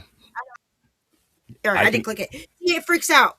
Anyways, on Thursdays I'm with Lord Toxic. We do Toxic Thursdays, and then Sunday was Depenzo sometimes. And I have AI crap on my channel. I like to turn men into women and I like to torment Enzo. So that's fine, because YouTube is going the route of AI being the way that they're going to do everything. So you're fine. You're way ahead of the curve. Actually, you'll be. But thank you for coming on. And that just leaves my co-host for the day, the cut of hard cut, Bobby. The half cut. Yeah. So we just released our most current review this morning, which was the Silent Night, Deadly Night remake that just came out that nobody's talking about. So that'll get us through Christmas, and then we're going to continue with. We've been covering the Alien franchise as a whole ever since Alien Earth pulled in quite a few Alien fans to our channel. So we're up to Resurrection. That's our next one. So we've gotten to the really shitty ones. Oh yeah, we got through the good ones, and now the requests that have been coming in, we're finally going to answer them. So that will hit Avatar, and then as the new year starts, we'll get back on our weekly whatever is out. That's what we pretty much cover. Okay. As for me, I have a nice Christmas video coming out for you guys. I am covering. I decided last minute I'm going to cover Stranger Things, chapter 5, season 5, volume 5, whatever the hell it is. Season 5, yeah, season 5, chapter 1, volume 2. I don't know what the fuck it is, but because they use all the words, but covering the first 4 episodes in my video. It's going to be the longest video I've put out. It's well over an hour. It's over an hour for sure. I'm approaching the long, as they say. And after that, Mauler's quaking in his boots. Oh yeah, I'm coming for him. It's like a marathon. Hey, again, even Drinker said, he's like, you know what, guys, I will say the finale. He's like, I think that they will stick the landing. I don't think so. I don't think they're going to stick the landing. Yeah, I think that there's just way too much. I bought tickets to and your chat Nadia to see the finale in theaters because you know what, this is what we should be though. It's an event, so I bought tickets for my kid to go see Stranger Things on December 31st in the theater. I will be pleasantly surprised if they do stick the landing, and I will still make the video and I will say that they stuck the landing. Yeah. But as of right now, I feel like they have way too much to tie up, and I understand that the episodes are going to be super long, but it just seems like their main problem has always been that they refuse to kill off characters, and now they have so many plot lines. Yeah. Going in all directions, and they're bringing people back from that disappeared. They're bringing characters back that we forgot about. So it's I'm a Stranger Things. Go ahead. I'm a Stranger Things super fan. I have been since season 1, and I agree with you, Dark Hour. There's so much they need to wrap up, and they just don't. I don't think they're going to have the time to do it all to a satisfactory level. Personally, I'm getting Game of Thrones final season vibes where there's just so much, and I'm like, how are you going to? How? I don't think it will be that bad. I'm just saying, not necessarily that they're gonna crash and burn that badly, but there's so many things that need to be figured out in such a short period of time. It's like they brought back Carly from that really bad episode in season 2 that everyone hates, justifiably so. I mean, I'm glad they brought her back because she was just a plot thread hanging wide open that they needed to wrap up. And just sort of saying, "Oh, she died off screen" would have been a bit naff. So I'm glad they brought her back for that. But it's just they've got too many characters. They're going to have to start butchering them in the next 2 or 3 episodes. Yeah. To really make this matter. You know, I think Steve's going to die personally, which is going to tear me apart. But yeah, they're going to do some big deaths this time around, and I think Steve's one that's going to get the somebody audience. has to die. Like you need to. Sometimes art in the art of making a story, you need to know when you need to get rid of a character, and that was one of the darlings. Yeah, and that was the Duffers' main problem. Was sometimes I think they and I can understand it. They fell in love with the characters they made, and mostly because it was kids that we grew up. You know, we watched them grow up and become older in the show, and it's really easy to get attached to them. But and it's going to be really hard to kill off one. But you need to prove to us that there's some stakes here, and that there was always a chance that something was going to happen to one of them, and not Rudy, not fucking random characters that no one cares about. That was one of the big problems they had, and I think the Duffers knew that. They were just like, "Oh, we like these characters. The fans love these characters. We don't want to kill them off. Let's bring in this character and kill this character off instead." That's what Eddie happened. Yeah, let's invent characters to kill instead. Oop, we lost. All right, well, since we lost Sparkles, we'll call that a day. So it just leaves me time to thank all my guests, the ones who are no longer on, plus the ones that are here, and all the chat, who was awesome tonight. And look forward to seeing you guys in the near future. So, everybody, catch you later. Thanks for having me on. See you later. Thank you for having us.